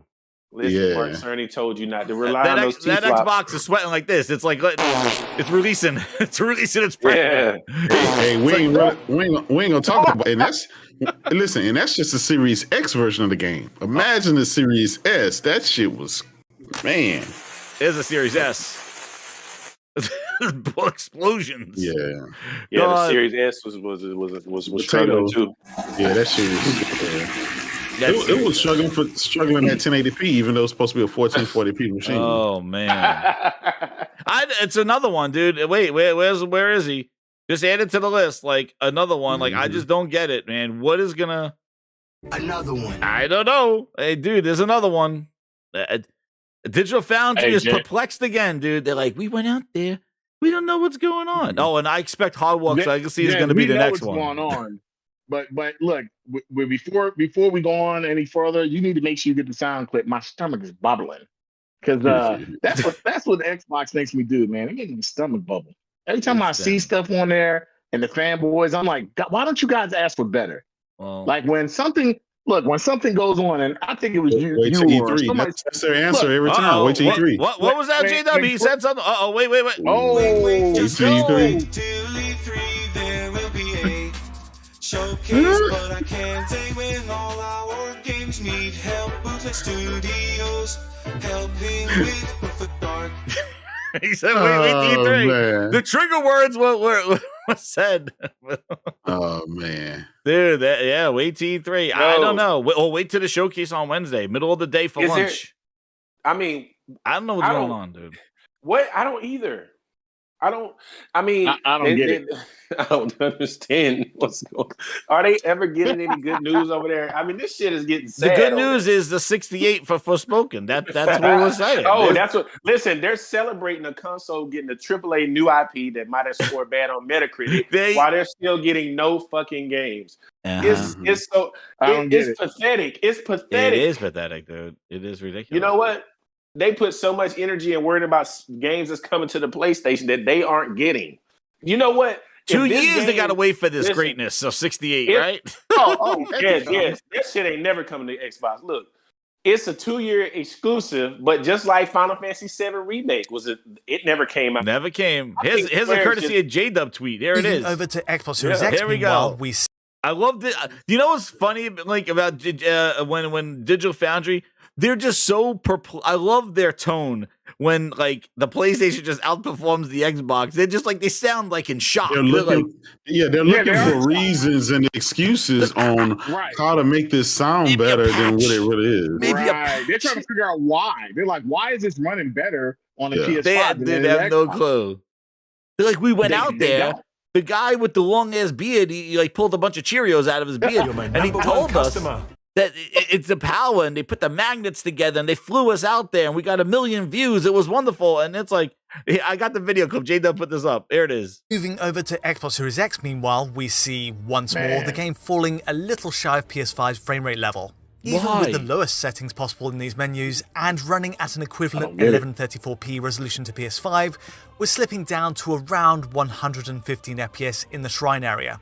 I will say though, typically Series X is still at that top 120 FPS mark though, around later stages and the hub, but it does suggest a little less GPU headroom to play with if say you want to add more visual features. Interestingly, the Series S version also offers 120Hz support and runs at a similar rate to Series X, even if the resolution is dropped to 756p in the frame rate mode. 756p? Expect between 110 and moving over to Xbox Series X, meanwhile, we see once more the game falling a little short. Then where they go here? Consoles using the graphics mode. Consoles using the graphics mode. Unfortunately, Series X doesn't run quite as fluidly at 60 FPS as PS5 using the same preset. In fact, the boost to 4.8K has entire sections of the Shrine Ruins, for example, run around the mid-50s. Even with no combat and just traversal, there's issues, only escalating when faced with bosses like the Great Izuchi. It's a strange turnout. The solution, well, one approach is to drop back to the default mode, and there you get a 60 FPS lockback on Series X. But then, on the other hand, VRR supporting displays should be able to work with this 50 to 60 FPS window. It's not ideal, but certainly a step back from PS5 using the same settings, and switching over to the Series X consoles Velocity using the engine. What happened to Velocity Unfortunately, engine? Series X doesn't run quite as fluidly at 60 FPS as PS5 using the same preset. In fact, the boost to 4.8K has entire sections of the Shrine Ruins, for example. I need to know where Hovis is. Remember the Hovis method? Yeah, the Hovis method. The guy was named after the Hovis, and they interviewed Hovis, and Hovis was like, "Yeah, I just made this up." The Hovis. Where's Hovis? Get Hovis in here. The Rapid Pack Matt. The Rapid Pack Matt. Smart delivery. Oh, what happened to smart delivery? What happened? Oh, hey, what about they don't dare bring up any of those. Yep, they don't dare bring up any of those terminologies that they hyped up for years. Yep, ALM, RNA, DNA, fill DNA 2, 1.1. Full rDNA 2, and dude, here we are. Going on 3 years into the generation, and this fucking console is getting his ass fucking on Monster Hunter Rise on something that's running on the Switch. I mean, listen, you can't keep saying tools. You can't keep blaming the developers. Like you can't quite keep picking and choosing what you want to choose to defend that. No. The fact that you have an extra 2 to 3 T-flops. You should be able to muscle through that shit, and there's no way. And I mean, we're talking about 120 frames.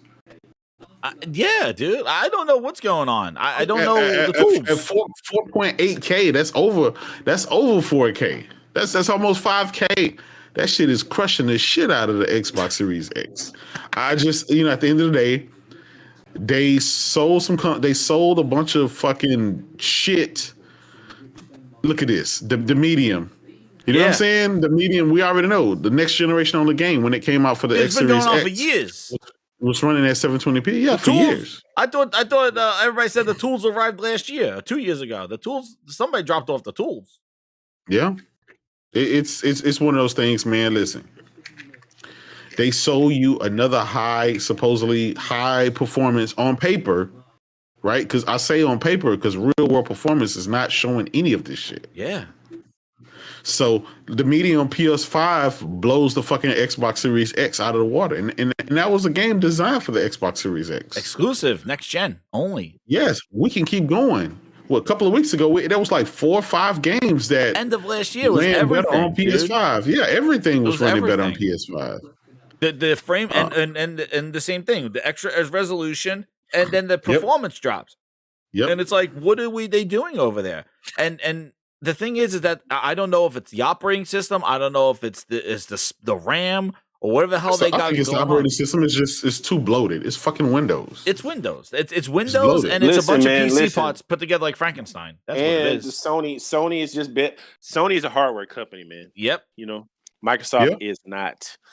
And Mark Cerny engineered this console with no bottlenecks. There's no split RAM. Yep, that's true. The GPU is clocked much higher frequency. Yeah. There's it has some advantages at the design level. I don't know, man. Yeah, so exactly. The PlayStation was built. We're just taking all of this terminology, this spreadsheet. Not our terminology. It's no. That's what Jason Ronald sold the bots. Oh, that's there he is. That guy. There he is. And bots ran with it, right? Remember they mocked the PS5. There are 3 C's on the Twitters. Yep.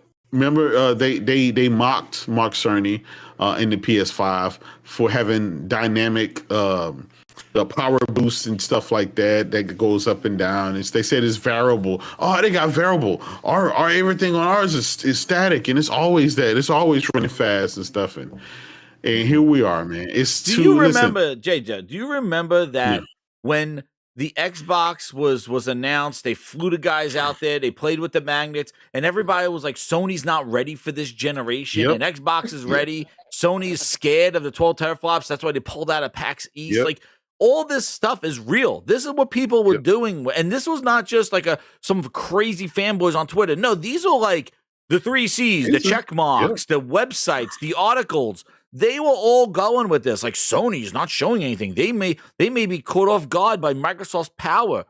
Dude, get the hell out of here. And who had the lineup of games?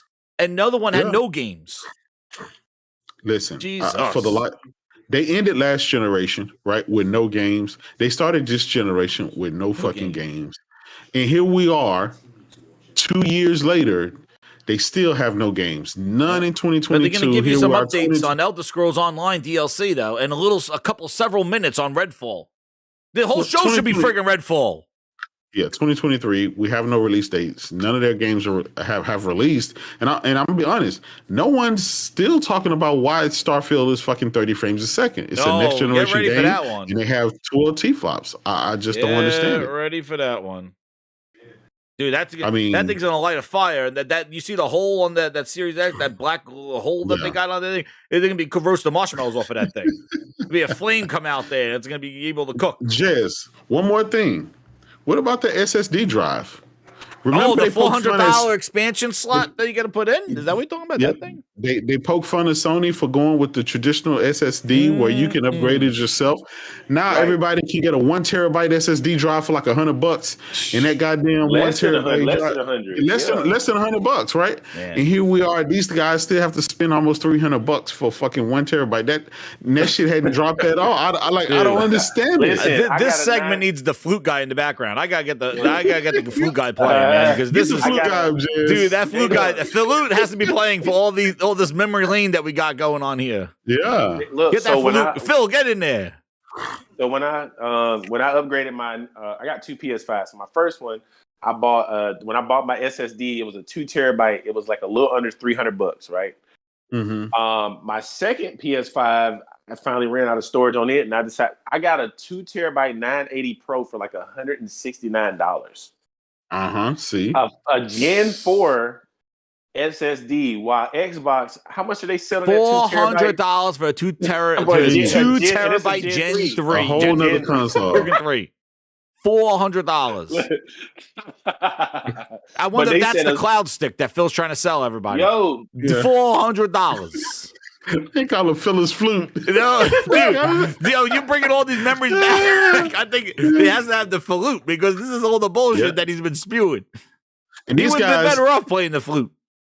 They said, right? They said that, oh, well, there's going to be more manufacturers and the price is going to come down really quick. And here we are, more manufacturers 3 years later. Where are they? Crazy. Dude, where are they? Guess what? You can get on Amazon or any place and go down to the local micro center and grab your goddamn SSD drive and slap it in there and have fun. You know? Exactly. Oh, but you got to use a screw, though. Get that flute music going. Yeah. So not only is the PS5, the console itself cheaper and it has games, but the expansion, the SSD drive, is a hell of a lot cheaper. So I mean, I'm gonna be honest. It's just there is no way in the world like Xbox can compete at this point in time. They use proprietary memory, a Seagate, Where's Western Digital. I don't understand like why they have not addressed that stuff, especially with the S.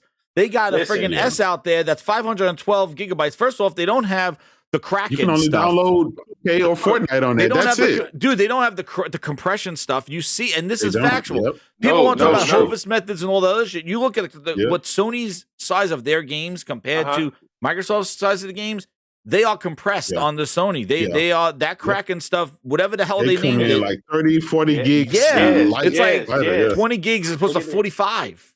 Let me tell you something. Forspoken on PC is 150 gigabytes. On the PlayStation, it's 82 There gigabytes. You go. Yep.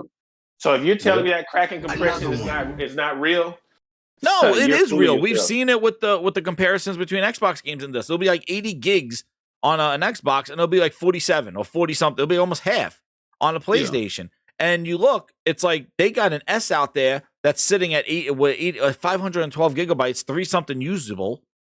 You need that drive, and that drive is almost the price of the console. It's crazy. Xbox Series X Shipment the SDK 27. He goes, Xbox is joy of being excited to wait for biscuits. Oh my goodness, dude, it's all waiting. That's all it is. They said in their little thing about their developer direct, these are the games you've been waiting for. And meanwhile, no. But before we shoot one more topic, then we're going to do a new segment, and then we're going to do the fire show, the fire part, the Greenbergs, NPD, the real NPDs. You know what stuff's going there. So the Microsoft, this just came out. Microsoft with a subpoena to Sony using their Game Pass lawyers, as J-Dub quoted on Twitter. He officially had inside knowledge that Phil Spencer subscribed to a lawyer membership to get unlimited lawyers for the Activision deal, but they don't know anything. Their quality dollar bill discount Phil participated in and now is using the Game Pass lawyers to try to issue subpoenas to Sony to ask them, what is your lineup? How do you make greatness? They want the keys to the city, everybody. And they want the sauce. They want the secret sauce. They want the secret sauce. Phil's like, my sauce is all dried up right now. He's like, I need the Sony secret sauce. So what the hell is going on with these Game Pass lawyers? What the hell's going on here? Listen, these guys are filing paperwork, misspelling shit, misdating shit. It's very. Oh, you talking about the hose law? Yeah. No, talking about the subpoenas, dude. There it is, right here. The Game Pass lawyers. They subpoenaed Sony. Yeah. Whoa, when did that happen? I mean, just right before the Grindhouse. It says Microsoft provide. Here, I'll read it right here. Microsoft provided a nearly identical version of the subpoena to Sony on January 12, 2013, but did not name the proper subpoena receipt nor serve the subpoena properly. Sony Interactive Entertainment explained this to Microsoft, which revised the subpoena and served it to Sony on January 17th, keeping the original January 20th return date. So they made a mistake. They said, get it back to us by the 20th. They made a mistake. Sony said, fix your shit. They fixed their shit and said, well, we still need it by the 20th. And then even before earlier subpoena, if it had been properly served, Sony would have allowed only 8 calendar days to move to quash or respond. And the subpoena, Game Pass, as J-Dub said right here, Game Pass lawyers, as the subpoena stated, they want to know Sony's lineup. They want to know. Dude, listen to the article. I can get the freaking article. Get Link. What were you saying? Are you serious? Yeah. Listen, man. I think their lawyer Game Pass lawyers. Is their lawyer Ho's Law? Because if it is, I can see why this shit is getting fucked up. Dude, I don't know. I don't know. I don't know where they're getting their lawyers from. No, it's Post Up. That's why. Oh, Post Up's their lawyer. Yeah. My brother Post Up the lawyer. Oh shit. He signed him and Ho's Law. He's their notarized. Hey, he's the same dudes that said this deal was going to close like a year ago. Where the hell's the freaking article? Oh, dude. They said that there wasn't going to be any lawsuits rejecting it, and that Microsoft could just do this or do whatever they want, and that's just getting rejected by the EU, by the FTC. They get rejected. They're like, who are these freaking Game Pass lawyers? I'm going to tell you this. It's even more messier now that Microsoft turned around and fired 10,000 fucking people. I know. And then, well, do you see now they just to turn around and hire a company that has 10,000 employees. You know how that looks to a governing body? That looks horrible. Did you see that now they're trying to put a huge investment in chat AI now? Yeah, I saw that. To go after Google. Dude, they're like, imagine getting let go and Microsoft's now throwing billions out money. They just bullshit. What it looks like, and I'm gonna tell you what it is. From the surface, from the outside, it looks like you're anticipating the deal going through, so you need to get rid of 10,000 people so you can take on another 10,000 people. So you want to do it right before the quarter ends, so when you get your financials out, they'll look extremely good. You've deducted $67 billion off of, They think they're going to show like a $2 billion loss or something like that, like in their financials tomorrow, dude. They think it's going to be bad news. Yeah. Dude, here it is. Microsoft has subpoenaed PlayStation for its defense against the FTC. Xbox maker wants Sony to divulge details of the PlayStation's game pipeline production. Oh, man. It says here. Give me the secret sauce. Microsoft has served Sony Interactive Entertainment with a subpoena that looks to build its defense against the FTC lawsuit. According to the court filing, the Xbox maker wants Sony to divulge details of PlayStation's game production profile. The information, which Microsoft believes is relevant to its case. Like that Sony doesn't need Activision, so you just need Sony's lineup or something like that? Like how they These guys are... Dude, I got Miss Piggy got something to say about this.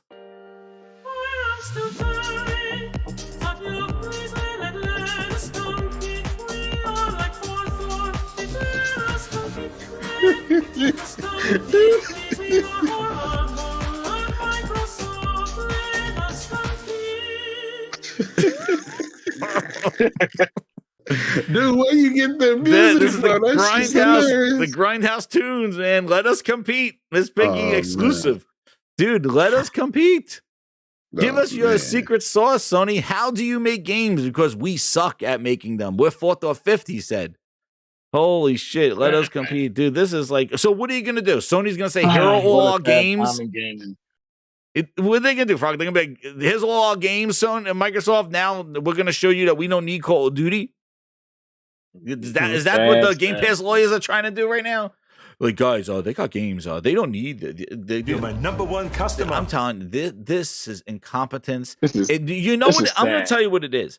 It's a bunch of lawyers and a bunch of Microsoft business folk who have no idea what a game or entertainment for a consumer product is, trying to do shit. They have gaming is not part of Microsoft. You want to talk about PowerPoint and Office and clouds and computings?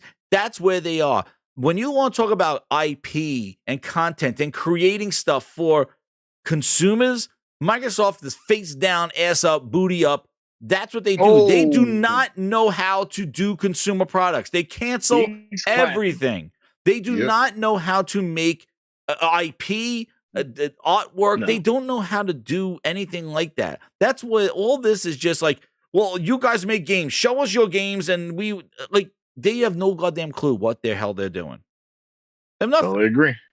Game Night 123, he goes, Phil wants to bring joy and unity by issuing a subpoena to Sony. Yeah.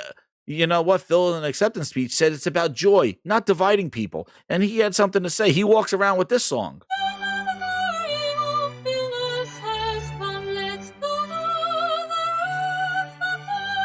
That was a Frog exclusive.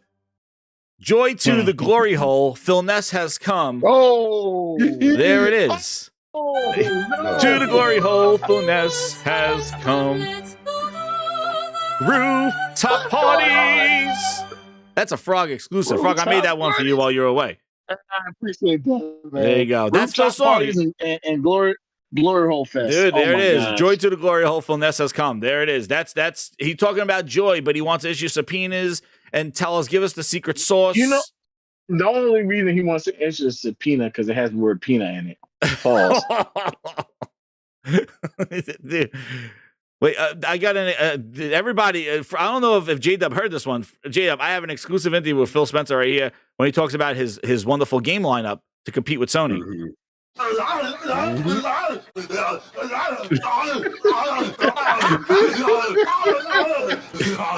Getting release dates out of that one, I couldn't figure it out.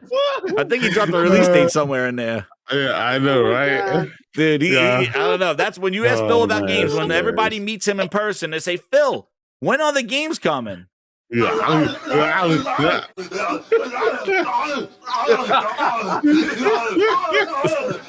my god! Dude, I don't know. That's what happens. But you ask him about Cloud, and he gives you a whole dissertation. God damn it! About where you can play your games, taking a shit on the bowl. But yeah, so I can't the wait subpoenas. until we start talking about 343. All right, we'll go once to we that. get into that. So I'm going to try this new segment out. Oh man, man, okay, new segment. We're going to go do this one here. This is what grinds your gear. So grinders, get ready. We have just about 300 people live. Hit the like button, share it out. Now this is when the grinders get to put something in the chat of what grinds their gears, and we'll pick out a topic and talk about it. And for that segment, I have a new intro. Gaming Grindhouse presents. Where's my music? Oh yeah, there it is. Whoa, baby. New segment of the Gaming Grind. That's what trying this out for the first time, everybody. Are you ready? Chat. Warm up those fingers, warm up those thumbs, and get ready to put in a topic. We'll pick them out for what grinds your gears. Let it out, grinders. You've been in the chat. You've been here 300. Let's do it. What grinds the chat's gears? The Grindhouse has spoken. Are we ready? Let's see. Guys, if you find anything good in there, we will find it. Say what grinds your gears, grinders. Let's topic. Let's do it. Let's get the bonfires ready. I'm ready for the bonfires. We need the flames of hell. The grinders are pissed. All right, grinders. Let's go. It's your turn to talk, grinders. Let's see what we got here. Grinders, get ready. What grinds your gears? And we'll see what comes up here. This is a segment for the grinders to speak. We got standing room only, over 300 people here. Hit the like button. Oh my goodness.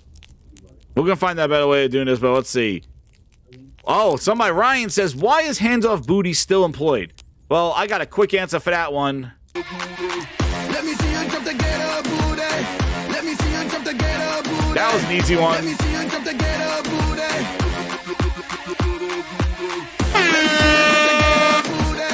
Let me see you jump to get a booty. Let me see you jump to get a booty.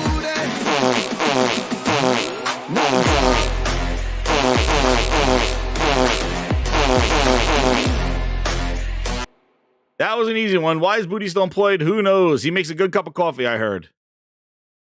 That's what I heard about him. So what's back to what grind your gears? Let's see. We got another one here. Toolman. The tools are here. VIP Grinder. He goes, why do I keep giving Xbox a chance? That's what grinds his gears. Oh my goodness. Dude, you know what? It's I don't know why. It's very disappointing there. The Unknown says games as a service grinds his gears. DJ, another VIP grinder here, goes Metacritic bullshit reviews. Yes, we ranted about that one earlier there. Oh my goodness.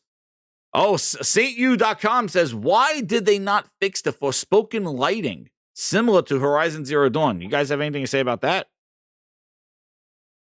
Yeah, I don't even know what the hell he's talking about. Damn, they don't know what he's talking about. Horizon Zero Dawn had amazing lighting, and Forspoken has really good lighting too.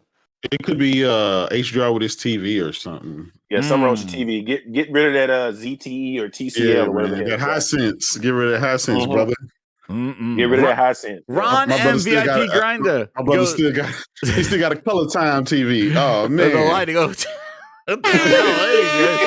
Ron M VIP Grinder goes, I want Sony to dust off Days Gone and make Days Gone 2. Amen to that. That grinds my gears. Look. They never said they were going to make a sequel. They just said that they got the team working on a new IP. It's working on something else. They didn't say that they weren't. But let's face it, and this goes back to we had this conversation earlier.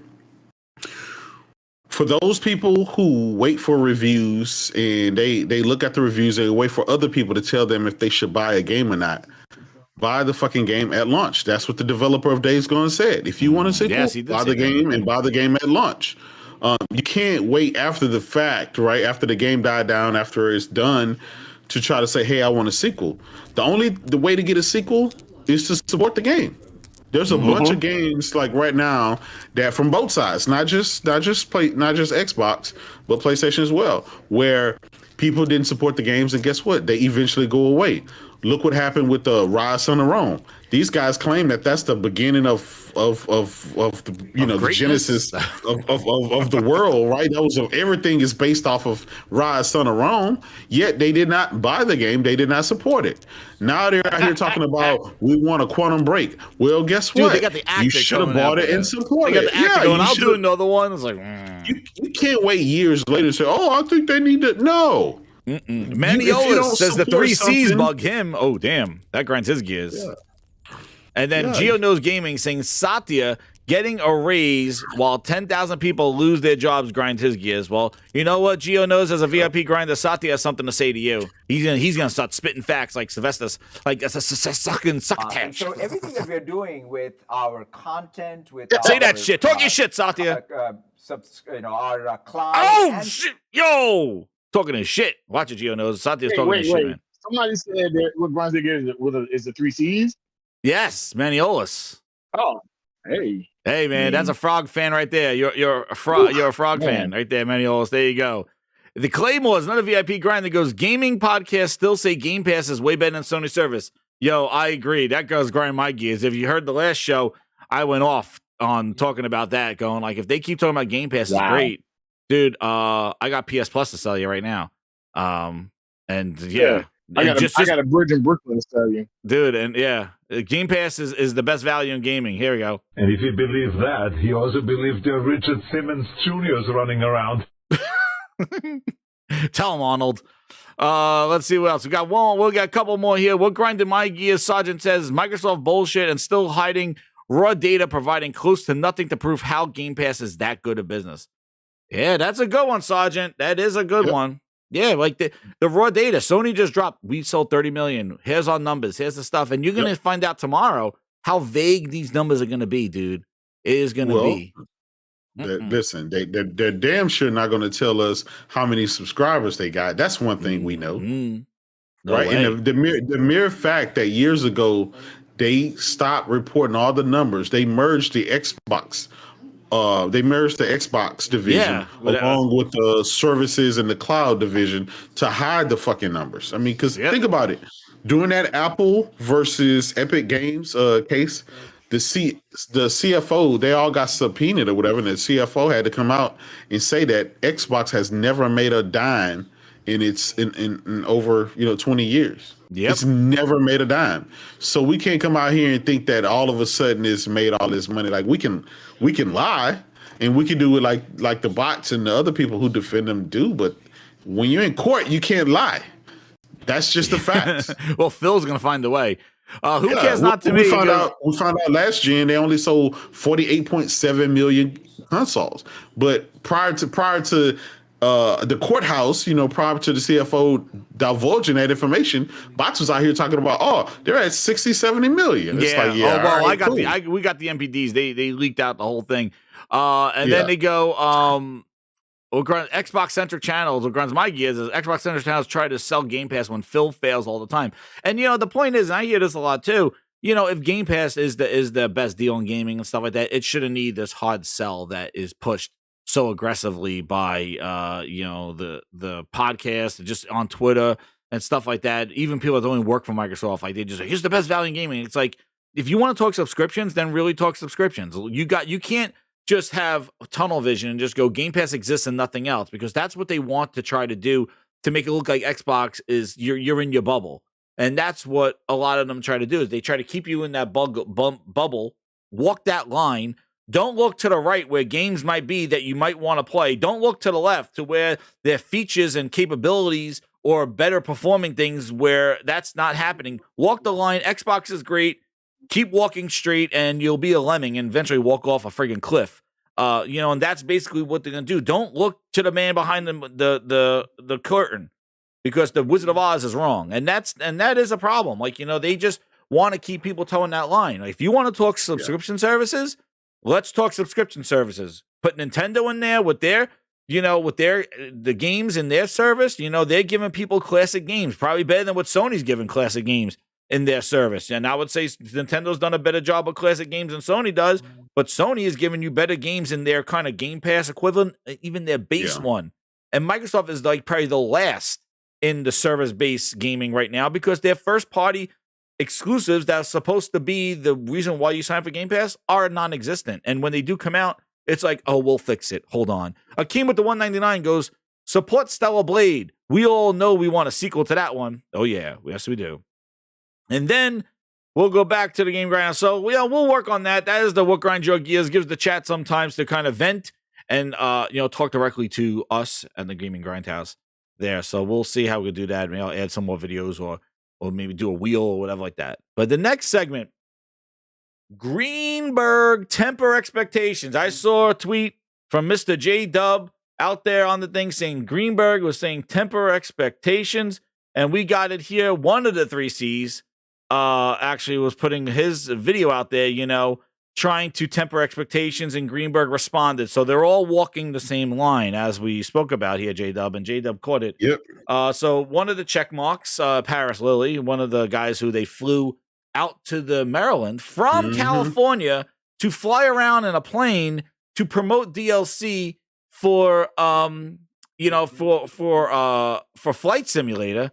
If you remember that DLC, goddamn, they flew him all the way out there, and he was like, "Hey everybody, this is Paris Lilly. I'm here to promote the DLC for the new Flight Simulator. Look at me. I got flown out here by Microsoft. I'm walking through the museum, and this is a wonderful day, and I can't wait to fly the planes. What an opportunity presented by Microsoft for DLC. But I'm not going to show any gameplay, because I'm going to fly this plane. Thank you again, Microsoft, for taking care of me. And I'm out of here. I'm out. 20-minute segment of his stupid ass flying around in a goddamn plane to talk about DLC that I'm sure everybody forgot even came out. Yep. So he goes, Xbox Developer Direct. I don't know why he had to say this. I'm sure Phil pinched him on the ass and goes, you know what, Paris, and activate the 3 C's. Phil hit the activate the 3 C's button. He went on his Phil saw disaster, and he's like, activate the 3 C's. And then the 3 C's went out there. They go, guys, start tempering expectations. I hear people are excited for the Developer Diary luncheon that's coming on Wednesday. And it goes, Xbox Developer Direct next week. Time flies. Here's a friendly reminder to expect nothing more or less than the 4 games announced. Anything else is setting yourself up for disappointment. Why? Guys, why? Why? Why? I'm just perplexed. Why does this have to exist? What is the purpose? And then Greenberg has to remind people, how many times can I like this tweet, he says. A tweet tempering expectations. He goes, it's 43 minutes long. As outlined in this announcement, our goal is to be transparent, which transparent doesn't mean good. Okay, dopes. Just saying I'm being transparent, but still kicking you in the nuts. Like, I could go up to somebody and go, you know what? I'm going to be transparent right now. I'm going to put my leg as far back as possible and kick with all my might right between your legs. All right? And it's probably going to hurt. I'm being transparent as possible. I'll give you some time to recover, but I'm probably going to come back and kick you again when you're down, crunched on the floor. So just be ready. I'm being transparent. Now, does that mean that when you get kicked in the balls, it's not going to hurt? He's transparent. He's telling you exactly what's going to happen. He's giving you the timing of it, telling you where he's going to kick you, how hard he's going to kick you. He's being transparent. So that means it shouldn't hurt, right? That means it's good news. Am I wrong? Guys, that's good news, right? If I just going to say I'm going to kick you in the nuts as hard as possible, I'm being transparent. So you should expect that's good news. Right? Transparency is good. Everybody's stunned. He goes,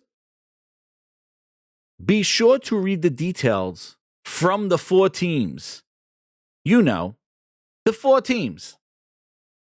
Several minutes. He meant 3 teams. One of the Steves. That's what. Oh, damn, the 3 teams. The one, Frog. One of the So basically, they got Elder Scrolls DLC, Elder Scrolls Online DLC.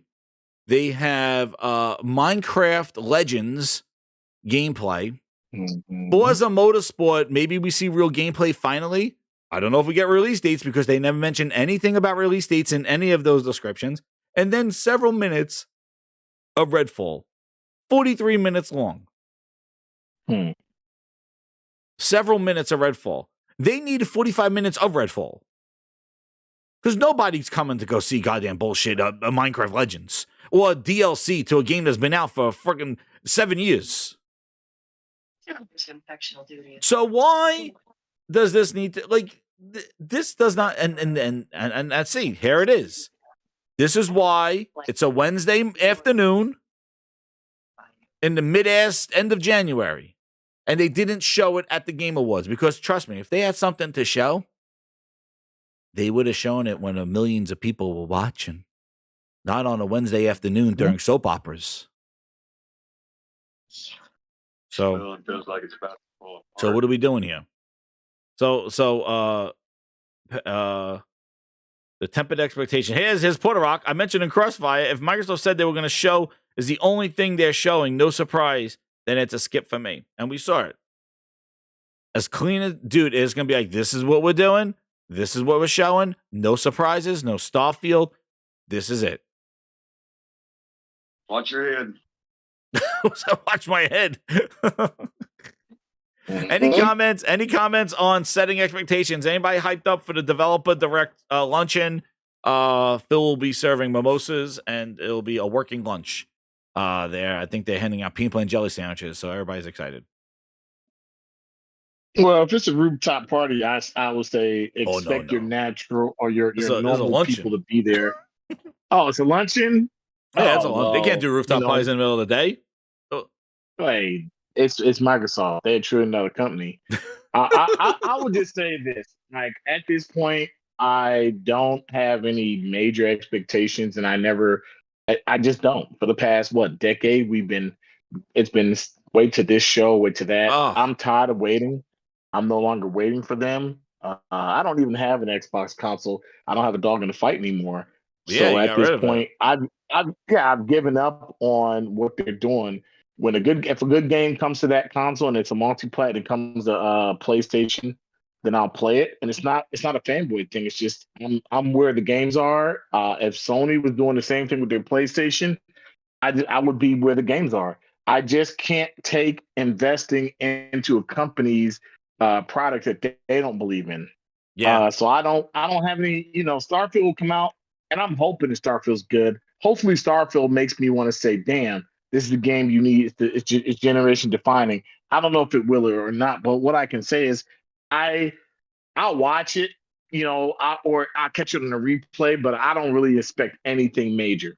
I'm gonna be honest, I just don't. Well, they're telling you exactly what to expect, and that's what nothing more, nothing less. Yeah, I don't expect anything major. Nothing major. Nothing's going to be like, oh my gosh, did you see what? Yeah. I think they're telling you right from the get go. Well, yeah, it's right here. In case anybody needed a reminder, it's right here. Elder Scrolls Online. The guy's going to reveal the major chapter update, including the regions of Tamriel, The developer direct will be immediately followed by a full standalone ESO chapter reveal event hosted by ZeniMax Online Studio. So let me ask you a question, everybody. Why would you waste 43 minutes of a show when Elder Scrolls is going to have a full standalone goddamn showcase right after the developer direct? Why would you even waste 2 or 3 minutes to talk about Elder Scrolls Online during this thing when there's going to be a full standalone chapter event hosted by On Studios? Like, 43 minutes? How about 0 minutes of Elder Scrolls? Just say, guys, stay tuned to the stream. Elder Scrolls is going to cover their new stuff that they're going to release. Done. Why are they wasting 43 minutes, any of that time, to bring up Elder Scrolls Online? When you got a list of games, I could go on and on and on, of Starfield probably being one of them, Hellblade too, like all these games that you could be updating, and probably more time given to Redfall, not several minutes. And I'm sure they're going to spend probably a lot of the time on stupid-ass Elder Scrolls because that game is already out. And it's padding trash. Exactly, it's padding. What's up, Thrash? How you doing, man? Then Forza, I don't see there's a release date of gameplay. It says the Turn 10 Studios will be hard at work, bringing fans the next generation of Forza, built from the ground up. Forza Motorsports is back. We can't wait to share more gameplay and exciting new details. Maybe Jazz, here's the thing. There's only going to be maybe a couple of thousand people to actually watch this shit, right? Yeah, in the middle of the day. You had 100 million people at your disposal to show this shit off to, right? Those are potential gamers, potential everything else. You had the whole industry watching, and you chose not to show any of this shit off to those people for free. For free. A hot now you're spending money. Yeah, now you spend all this money for a handful of people to see this shit. Nobody's gonna watch this shit in the middle of the daytime. I mean, it's like, give us a fucking release date and move on with your business. You got bigger problems to fucking deal with. Yeah, exactly. You know what I'm saying? And you got a lot more games to talk about. So I don't understand why it's this like 43 minutes of just curated content for the next 2 months. Meanwhile, they're the ones that decided to announce games years out, 5 years rebooted.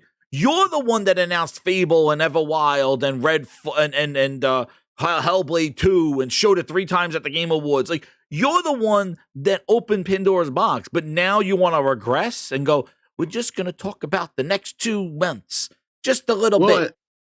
In the game that everybody cares about is not even going to be there. Yeah. Like, it's another fucking Forza. Okay, how many of those are gonna fucking crank out every year? You got mine. It's Minecraft. Who cares? The kids are gonna play regardless. They already showed gameplay to that last year in the showcase. Yeah. It's a friggin' strategy game. It's a top-down strategy Minecraft on moving armies around. And then they got Back 4 Blood, the sequel, the Back 4 Blood slash. Back 4 Blood / Fallout. No, what's the name of that goddamn game? It's Far Cry. I can't. Far Cry. Yeah. You know, like with vampires, just throw that. This shit is free. All that shit is free in Game Pass, and just throw that shit out with the release date and move on. Jesus. Just go. And let me ask you a question: how hard is it to show a racing game at the Game Awards? If you had some kick-ass Forza Motorsport trailer, you're showing it in the middle of the day on a Wednesday, not just run it during Jeff Keighley's awards. Like, hey, Forza Motorsport's coming out. Why? And I want to know how many cars. What the hell? Here's the bigger thing, right? Think about this. It was just last month that we had the award show. Yeah. What was the difference between last month and this month? It's not like the game is completed this month than it was last month. So you can't even use that logic. Why the fuck didn't they show Forza Motorsports at the Game Awards? Like the why didn't they show Redfall? Yeah, it wasn't like in June of last year. The VGAs was like 7 weeks ago, 6 weeks ago. Yeah, it was literally mere weeks ago. You could have had 100 million people eyes on this fucking game. You decide to hide it and fucking drop it in the middle of the day while everybody's at work. Yeah, and then Redfall several minutes. And they're trying to push the single player. Meanwhile, the game since day one looked like a multiplayer Borderlands Back 4 Blood type thing. Like, I don't know why they're trying to push, like, We're going to talk about single player. And now they kept referring it to Far Cry. First of all, they already talked too much already. Yeah. They basically, by comparing, they should have just showed the game. Just like, see with Forspoken, they gave you the demo, you made the game. They weren't like going on a thing going, hey, Forspoken's like Final Fantasy, or hey, it's like this. Like, you do not compare yourself. You let the gamer will decide on what's comparable. You don't make that connection, because if you do, now there are judgments being made. Like, you're like, it's a Far Cry game. And it's like, oh, which one? Why are you using Far Cry? Are they going to, like, Far Cry 4-player co-op with abilities? Is it Borderlands? Is it Far Cry? Is it Back for Blood? Are there hordes of vampires? Like, first off, show the goddamn game and let us decide. Stop talking about it. They just did a talk session on Game Informer talking about, like, hey, if all these things come together, this will be, show it. And now they say several minutes of gameplay from there. Several minutes. 43 minutes, several minutes. You need 20 minutes at least showing this game. If it's as big, this is the thing. If this game was a story game where it only had like 8 chapters and you don't want to spoil the story, some bullshit excuse like that, fine. If this game is like this big exploration, and what they did it with Horizon, she did a little mission. They showed the whole gameplay. She got the mission. She went in. She fought a couple of things. She snuck around. It was a full, complete thought. This better be that. This better not be a talking dev sitting there on a couch with a cup of coffee going, like, you know what? I had lunch in the lunchroom. Look at our wonderful studios. And as he's talking, they're showing snippets of gameplay while he's talking about the menu system. They better, no. This dude, they better just shut up and just have somebody just play the game. We'll see. But there's your reminder. Nothing more and nothing less than what's in here in black and white. That's what Paris Lily, the 3 C's, is telling you right now. This is it. They're being transparent. You know, I'm transparent. Kick you in the nuts. It's not going to hurt. Look, Microsoft is the only company in gaming that always tell you to temper your expectations. Who does this? When you see Sony come out with something, no matter if it's if it's a little small event or whatever, all their developers, all of their teams, everybody's hyping each other up, high-fiving, saying let's go and tuning in. Let's go, Oh, man. This is what they showed. This is what they got going here. And what's even crazy is that Aaron Greenberg has to, like, reassure this tweet. Like, and he says, how many times can I like this tweet? Dude, this tweet is basically just put in a shit. Like, it is such a meh tweet for an event that you are trying to do, that you need every ounce of this event to wash, to even address the bullshit that you've been doing for 343, which we're gonna get into, all that stuff. Jazz, fuck that shit. We hyping this show up. Oh, we finna hype this show up. That's it. I don't temper my expectations for shit. No, man. We're gonna see it all up to the T. Dude, I want to see it all, man. I want to see, this is a $70 game, several minutes. I want to see the pocket watches out there going, that doesn't look $70 to me. I need to see more. Where are they? I want to see the pocket watches on Wednesday. Redfall, $70, everybody. $80 in Europe. They got big balls for you. Hope they show you $80 worth of content. I hope so. Those pocket watches, because, you know, they were out when Sony was showing Horizon going, you know what? They're using the same animations. It's not $70. Remember that? Same animation. She go off the tall neck. That doesn't look $70. They were using animations. Okay. Yep. Let's see. I looked at a picture of that vampire. It looked like a freaking Saturday morning cartoon. See, here's the thing. They never anticipate that the bullshit that they put out is going to come back and bite them in the ass. It comes back threefold. And now they got a fucking show in 2 days, and all that bullshit they talking about Forspoken today. Yep, we're gonna remember that shit. And those low resolution screenshots, buddy. Oh yeah, get ready. Redfall. Remember those leaked screenshots, dude? Oh my god. Goddamn guy looked like they're gonna be 10 times worse this time, dude. Redfall. Wait till you see the low resolution Forza Motorsport cars. Oh damn, there you go, the pixelated ones. Yeah. So speaking of how great they're doing, dude, the real MPDs came out. We got them. Dude, look at this. I'm just flashing the numbers, baby. Flash time. June, 277. This is US. Microsoft's number one market, mind you. Please, there's a disclaimer in the Grindhouse. This is Microsoft's number one market. This is the one where they're selling the most. You can find out now that VG Charts is a bunch of bull. They're overestimating Microsoft price, so people will come to their website and look at their bogus-ass numbers. These are the real MPD numbers that leaked out. Zuby Tech, shout out to him. He was pushing them out. Look at this. Shit. June, 277,000 PS5s, 260. July, 301, 247. If you remember, Microsoft had a showcase. Oh, with the showcase. Jesus. What happened to the showcase? Where are the numbers? How did PlayStation outsell you? They didn't have a showcase. Well, listen, the fact that Sony already sold over 30 million copies.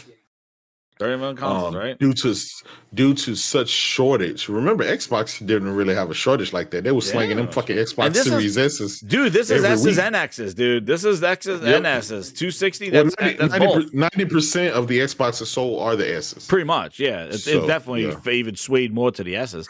But that's combination of two consoles versus the PlayStation one. And look at this. August, 341 to 251. September, 494 to 288. That's God of War month. Wasn't that God of War month? September or October? No, November was a God of War month. Holy shit. 1.3 million to 730,000 of the $200 bootleg boosters. You're my number one customer. Couldn't even get a W.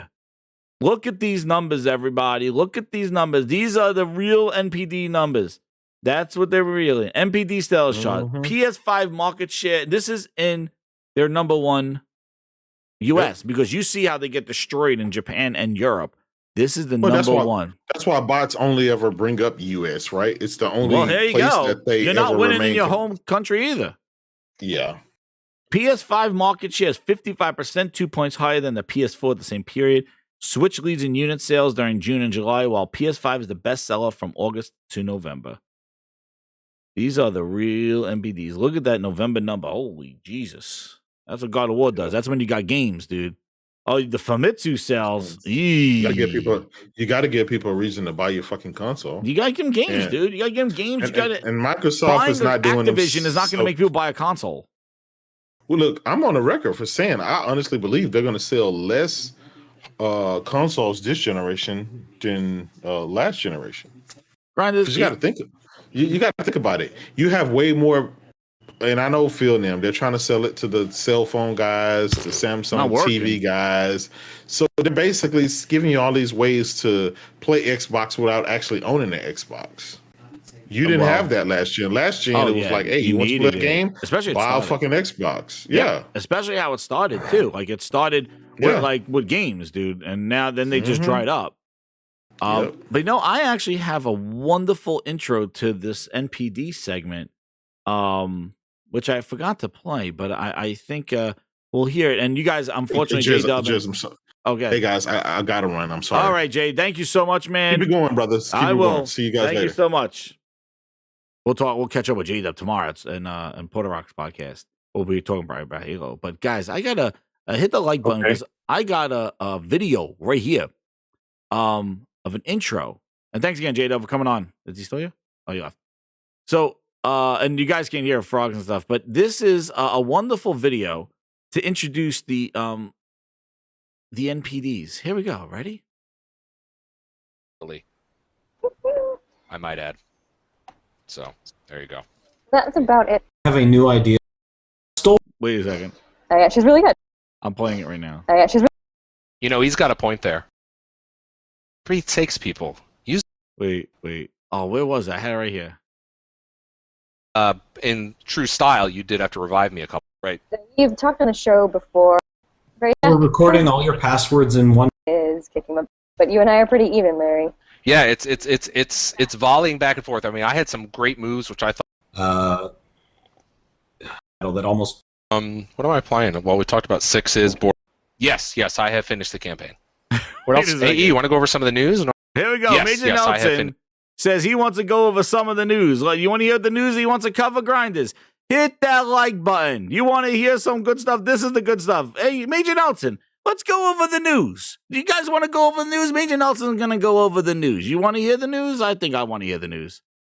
You want to know what the news is? Let's hear what the news is. Ready? Let's hear what that news is. Finish the campaign. So, and enjoyed it. Enjoyed it very. I don't even know where my disc is. I think it must be still in there. But yeah, I thoroughly enjoyed it. So I highly recommend it. So that's let's go over the news, Major.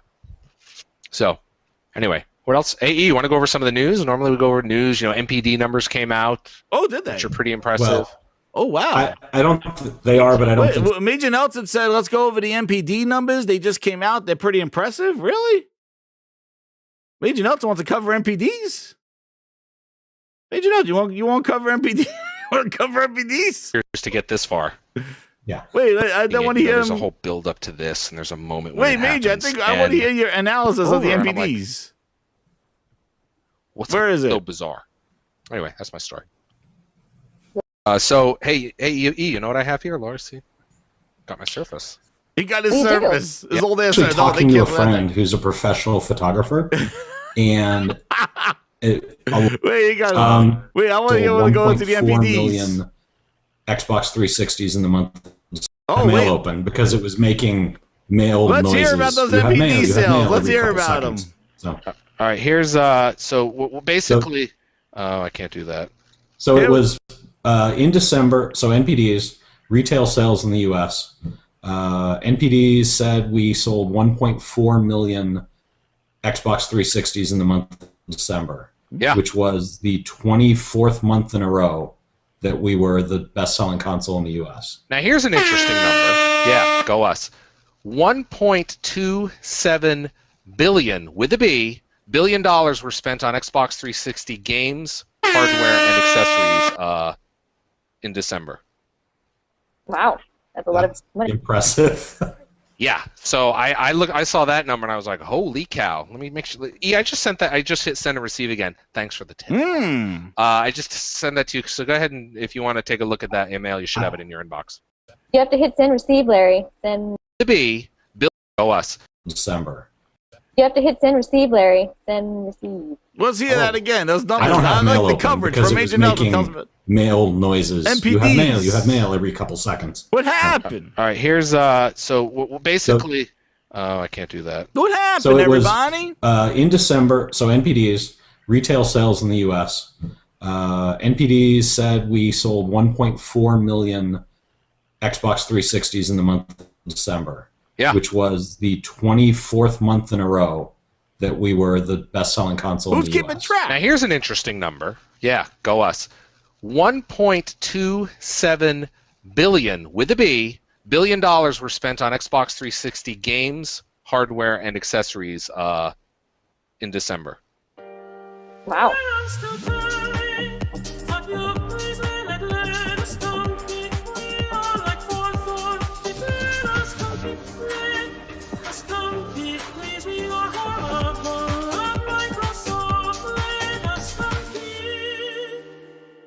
Another one. Go us.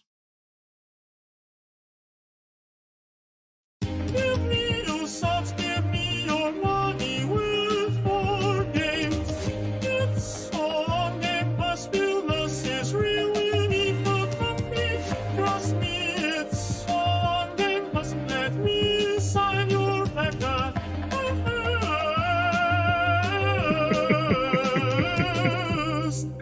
This shit, man, these damn songs, man. Dude, did you hear? Yo, what's in the news today? What MPDs dropped? It was like a holiday. Go us.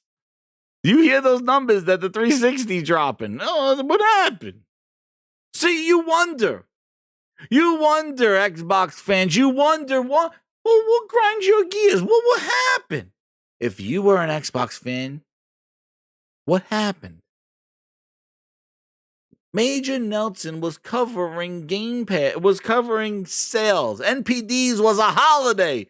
Who's keeping? That's 24 months that we've been the number one. Who keeping track? Tell me NPDs don't matter. He just said 1.3 billion, go us, was spent on consoles, games, and accessories. Where are those numbers now? I'm sure a lot of that billion is probably external friggin' hard drives. What happened? What happened? Now they're begging to compete.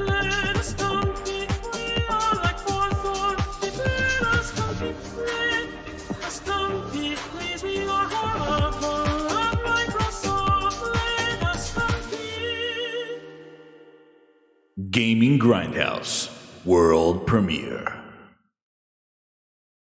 Who gives you that stuff? Hit the like button, everybody. Who gives you that? Major Nelson talking about Game Pass. MPDs he's talking about. Not Game Pass. MPDs. It was a holiday. They're not talking about these numbers. And tomorrow they'll talk about numbers too. And then those numbers. There you go. Let us compete. NPDs, the real numbers. Released. And there you go. Now.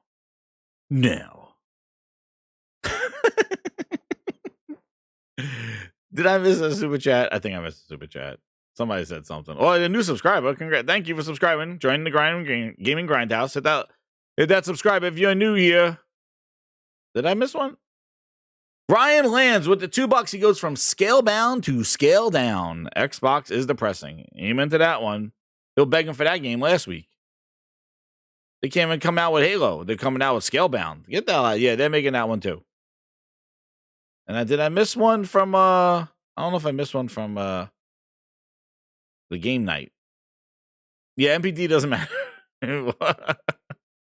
All right, you king. That's right. Hit that like button. Damn it. That's what it sounds like. It's the grinds button. Because now you're gonna get the good one. Ready? I got my transition song. Here we go. Whew. This guys. So yeah. Let's talk about this. Tree for tree. I waited for Halo and all you gave me was bootleg Joe. Oh, now we sit and wait for comment. Hands up. I am doing more with less. Frosting feel he's the best. Now sign your chest, I am stubborn. Sucker. Listen to me. More with less. And their announcements are more with less. So, given the grind, what grinds my gears last week, pipe cleaner trees, you bet your ass. There you go. Given the whole 343 got hit hard with layoffs, which is unfortunate, but the whole Joseph Staten leaving, going back to publishing, back to his purgatory in Xbox where he lives, his purgatory box, till when he's needed again to fix up some bullshit booty error. So he just goes back to his Xbox purgatory, Joseph Staten. He fixed Crackdown, went back into Xbox purgatory, and then they called on him to go fix Halo 3, Halo Infinite. And then they put him back into his box. His team gone. And then saying that Halo 343 is going to be more of an oversight. And they're going to oversee projects. But the battle pass is still in effect. The battle pass is still there, dude. We're fine with that because that's let us compete right there. We're dropping battle passes. But 343 is not going to be working on any campaign stuff. So again, fools went out there and congratulated 343 on being transparent on Pierre Hines, who I guess he replaced Bonnie Ross. I guess that was a big announcement. I guess I didn't even know when the hell that thing was. And then deciding to release this very, very, very exciting statement about Halo. Yeah. So I'll add some reverb to it. 343 Industries. Hold on. These damn crickets. They go, 343 Industries will continue to develop Halo now and in the future, including epic stories, multiplayer, and more of what makes Halo great. Pierre Hines. Yeah. Wow. That makes me just jump out of my seat with excitement for Microsoft's biggest franchise. I know Frogs was grinding his gears. Frogs, Did you spit out your drink and go streaking in the streets when you saw this exciting announcement from 343 talking about their commitment to Halo? Man, all I can say is disappointment. This disappointment. I don't know. I don't know what happened to the Halo franchise. I really don't know. You know, when Halo 5 came out and there were a lot of great things about it, and people whined and complained about a lot of things, and Halo Infinite came out so bare bones, and a lot of the people who weren't even real fans of the series, they're just fanboys of Xbox. Those are the people who talked for Halo Infinite. It's gonna be okay. 10-year plan. Don't worry about it. You'll see. And I'm gonna be honest. I think that Xbox is listening to more fanboys than they're listening to true fans. Dude, I can start naming people which I won't name that didn't have an original Xbox and didn't play the original Halo. They became the best box of gaming on 360. They weren't even original Xbox gamers. They're both full of shit. And it's 2022. We got to call a spade a spade. You know, some of these people aren't fans of the series like me and you were from their day one on Xbox Live. Yeah, maybe they weren't old enough. So I'll give them that, right? But the fact of the matter is, stop cheering on mediocrity. This is a franchise. This is an 85 rated game, bro. Let me tell you something. It's an award franchise. Play his voice. It should bother anybody that is a fan of the Halo series, what's going on with this franchise. And I'm not going to just sit here and blame it on 343 like a lot of people will do. It's the management, and it's Microsoft's problem. It's Microsoft's fault. It's Phil Spencer's fault. It's all in corporate of everybody is at fault with Halo Infinite. 87. When they released this bullshit, and I have to say it, and when they said free to play, it was doomed for failure. Without a battle royale, it was doomed for failure. Without something that gave it a key feature and advantage of what was going on now, it was doomed for failure. Halo would be the perfect battle royale type game, free to play, with a multiplayer and so many other things included, but they messed that up. Then they came out with a pretty whatever kind of story, which didn't make sense following from, Halo 5 going into it just, there's a lot of things that just, they didn't hit right. But yet instead, this game got this amazing 80-something review score, and people kept saying, fanboys, don't worry about it. It's going to be okay. 10-year plan. Look what it's 10-year plan. It's a service game. Let me tell you something. When they started, when you sat there and you really played this game and you saw what the season pass is doing, you could tell this is a cluster. This is a cluster funk. Because this game it didn't have an identity, and it was like they were just throwing everything to the wall to see what would stick other than the right things. How do you release a Halo game without Forge? How do you release a Halo game without freaking co-op? There were so many things this game had from day one, from the first Halo, that this game, you're telling me that this game is what, the seventh in the series? Seventh, yeah. Well, you got Reach also. There's ODST and there's Reach. So if you include ODST and Reach, I guess you could say maybe eighth in the series. So my whole thing is like, and Chief Collection. Jesus. How do you I heard, I think it was either somebody on the podcast said this. You had a template for what to do. How do you mess it up? How do you not do what you did before and improve and make it better? How do you not add the stuff you had before, improve and make it better? This is why I say the fanboys, Microsoft and Xbox is sitting there listening to fanboys, and that's why they're dying.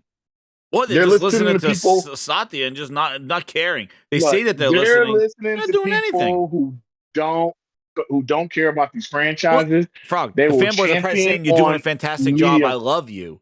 And that's probably what they're going, oh, we're doing a great job. Yeah, oh, yeah, it's great. And meanwhile, the fanboys that are sitting there in their rooftop parties, hugging Phil's picture in the pictures, they don't care about this franchise like I really do. They can't. You can't. No. And I said this the other day. Somebody asked a question. They said, how do you save Halo? And I said, if you really want to know how to save Halo, there's one of three options. A, this crap needs to go on a serious hiatus. We don't need to talk about Halo for at least another 5 or 6 years. 6 years. At least until the next, at least another generation. We have to wait to the end of the next generation, right?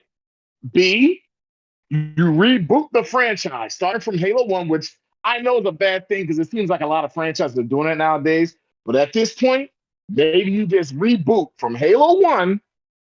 You start with Halo 1 and you just call it Halo. You reboot the franchise and you say, we're going to start brand new. Or the third option, which nobody wants to hear, is if you really want to save this franchise, Microsoft reach out to Sony and say, Sony, we want to make Halo multi-plat and we want Bungie to help co-develop with 343. That's the only three options you have. Co-development. That's the only thing. And I'm being serious. That sounds like a lot of people say that's bull crap. It'll never happen. Look, it's not that it'll never happen unless Microsoft does it. Microsoft reached out to Sony and said, we want to make this franchise multi-plat. We want to put it on PlayStation. We're going to need your help, Bungie. So we're going to reboot this franchise and we are going to reboot it, but we're going to reboot it and make it multi-plat. Some people will say, well, what's the point of Halo being Halo and Xbox being Xbox? Xbox is not what it used to be.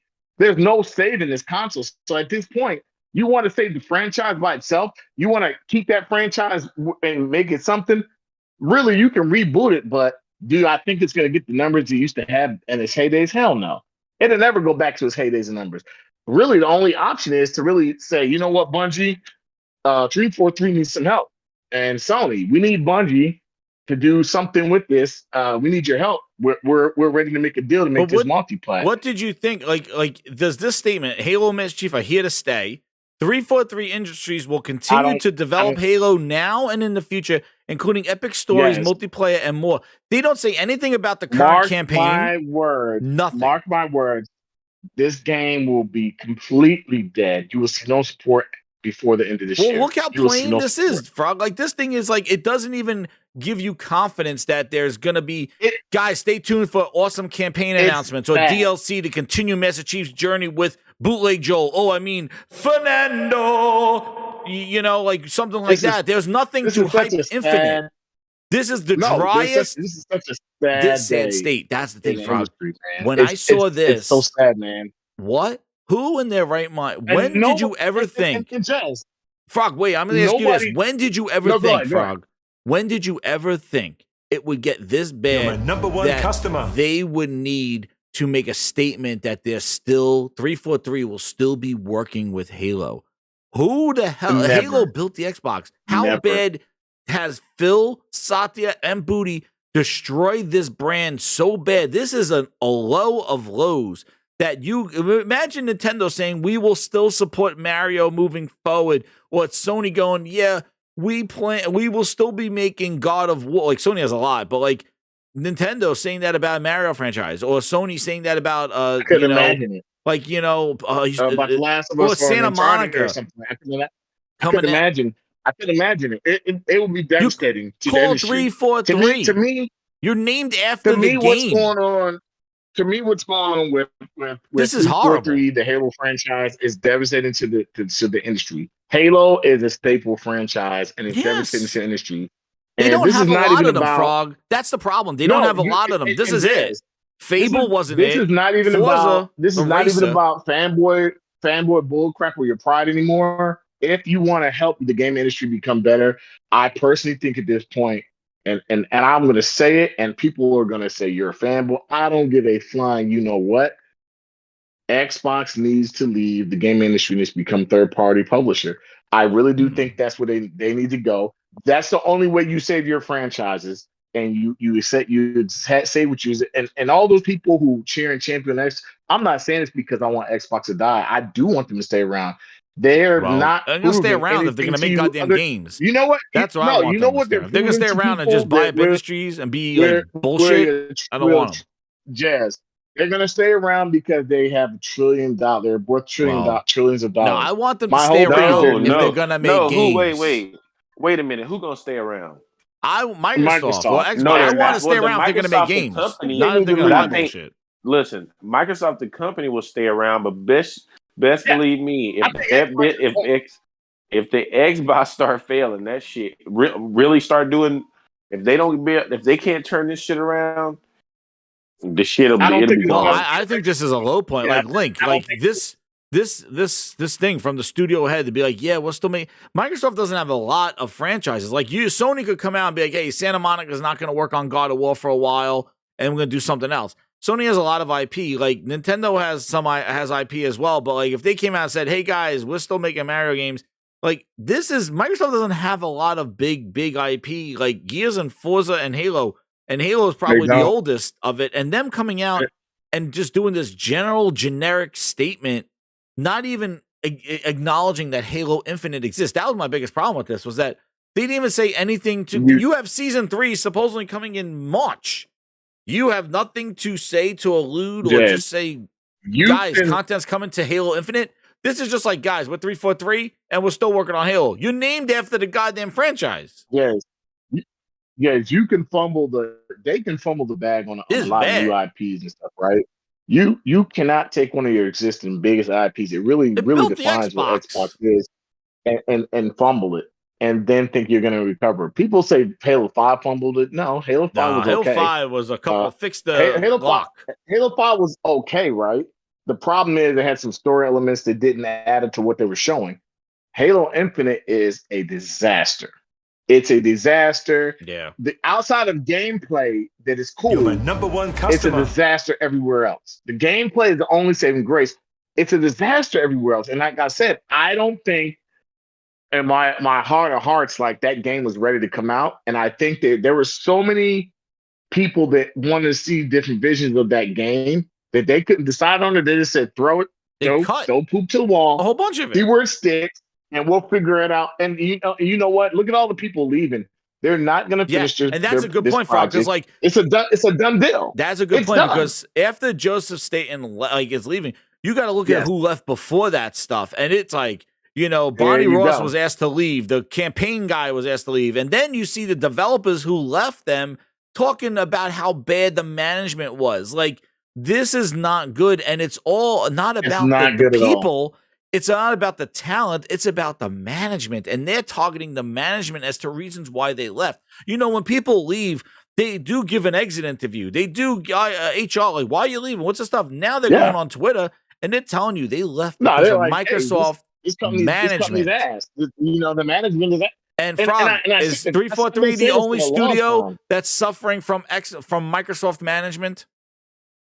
Is 343 the only studio? Like, no, they're not the only studio. Other people are leaving too. How many games? Gears of War. Look, Maverick Studio. That guy created Maverick Studios from Playground. Dude, there's so many studios that are suffering. They're just leaving and rebooting franchises, rebooting games. No gameplay. And you know what I can say to Nintendo and Square and Sony and a lot of these other companies when they talked about these layoffs. A lot of these other companies are like, "Hey, we're looking for talent. You guys can come over here." Now that doesn't mean to be a guarantee to get hired, but the fact of the matter is, if you're the Xbox game division, at some point you have to say, we have this $60-something billion deal on it. Maybe we need to do this deal, let the FTC know, hey, we're planning to leave the hardware industry and just do software, period, at this point. Oh, they need to make that statement. I think the only reason, and we're going to be totally 100% honest, I think the only reason Xbox is still around is because Microsoft has money. Xbox Live subscribers, if they not even that, because PlayStation Plus subscribers have outgrown Xbox Live subscribers. There was a point in the day and age where on Xbox Live subscribers. But what I'm saying is there was a point in the day and age where you never thought that PlayStation would ever have a higher PlayStation Plus subscriber. Xbox ruled the world, and they do. Yeah, Xbox, and I think that you have a lot of these people fanboying because they remember the 360 days. Look, you're past 360. Your Xbox One didn't do anything. and your series systems, your S is selling better than your X. At some point, you have to be reliable and be responsible and say what's best for gaming. Is it best that Xbox leaves and just become a publisher like Sega did? And to no dismay, it's not because they don't have the money. I think they'd be a better publisher than what they're doing now. They're just staying there just because they can and they have the money. They will ride this out because they have the money, and it's not doing anything for the industry except for really hurting. Well, buying them, yeah. You're just throwing. You're not doing anything for the industry good. You know, I don't want PlayStation to only be the only console, but the way it's going right now, what are you doing for the industry that's making gaming better? Nothing. Yeah, not right now. You're not doing anything. Cloaked Onyx. Let me get these super chats here. Let me get some of these super chats. Yeah. Cloaked Onyx with the 5. He goes, number 4, give Halo back to Bungie and let Bungie own it. Oh! Yeah. Man. Bungie. And who? Oh, the internet would melt. Bungie knows what they're doing, dude. It would melt. That internet will melt. But my man, God. That would back. I don't think they want to work on Halo anymore. Like, the thing is like, no, they don't. And you know what else, Cloaked? You know, one of the other points, too, is that I think the other issue is that Microsoft has really hurt the franchise so bad that it's going to take like extra work now to build Halo back up to what it was because they killed it. They not only affected just the general people, but they hurt the streamers, the people, the diehards, all these they hurt a lot of the community with this game. That to build there's this only back one up, franchise they really haven't hurt, and that's their Forza franchise. Yeah, well, we'll see what Forza Motorsport is. If that's a service game with 10 cars. Look, let me get to I got one more to do. I got one more, another super chat here from a big Geo Knows Game. Hey, VIP Grinder. Geo Knows, thank you so much for the $10. He goes, the statement here is the kiss of death. Remember the statement Konami released after Konami got the boot. We're committed to making more Metal Gear games. It's Mega Man. She's gone from suck to blow. Holy shit, Gio. Yes, I remember that. Metal, yeah. That's what I mean. This is the kiss of death. This is very empty. Doesn't give confidence. Like, I don't know why this even was made because first off, they were rumors. Now this makes the rumors true. About the campaign. They didn't allude to anything regarding the Halo Infinite existing, like that they still have a season coming out. And it's done, campaign, man. Nothing. They just said, guys, and know what's funny is that they say Halo and Master Chief are here to stay, which is why. Like, are you talking about Paramount Plus Season 2? Like, is that what Master Chief is anymore? And it's just like now and in the future, including Epic Stories. And it goes to exactly what the rumor was that they're just going to be an overseer and other developers are going to make things with the Halo franchise. It's like, you know what it reminds me of? They have developers that are talented enough to go remember, ahead and do a Halo game. It reminds me of you saw, it wasn't Forward Until Dawn, but there was a Halo series, a Halo series that was like 5 episodes, and each episode was directed by a different director. If you know what that was, it wasn't Forward Until Dawn. It was on Netflix or something on there. Do you remember? Or was it hold on. What was that Halo series? What was the name of the show?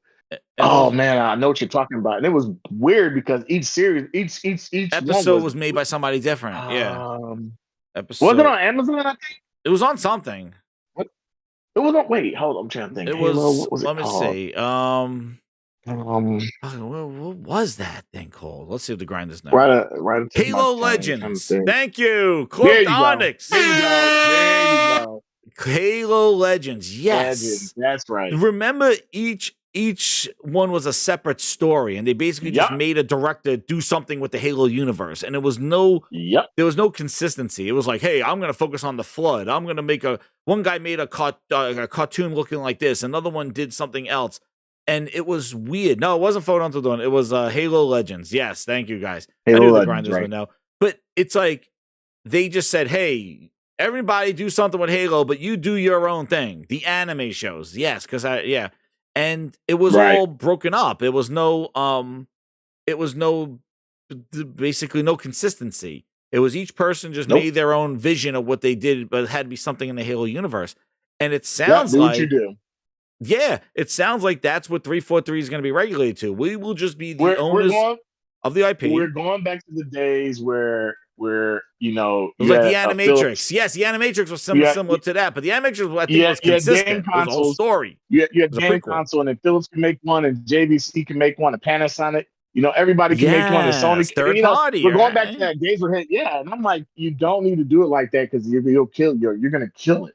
What you got to do is, and at this point, if we're talking realism, the only thing they can do realistically is reboot the series. That's the only realistically. You know, they did that with something else too, Frog. If you remember, they did that with something else, and if you remember, it's this one right here. Microsoft's entire team behind the marketing of the MRTK has been laid off.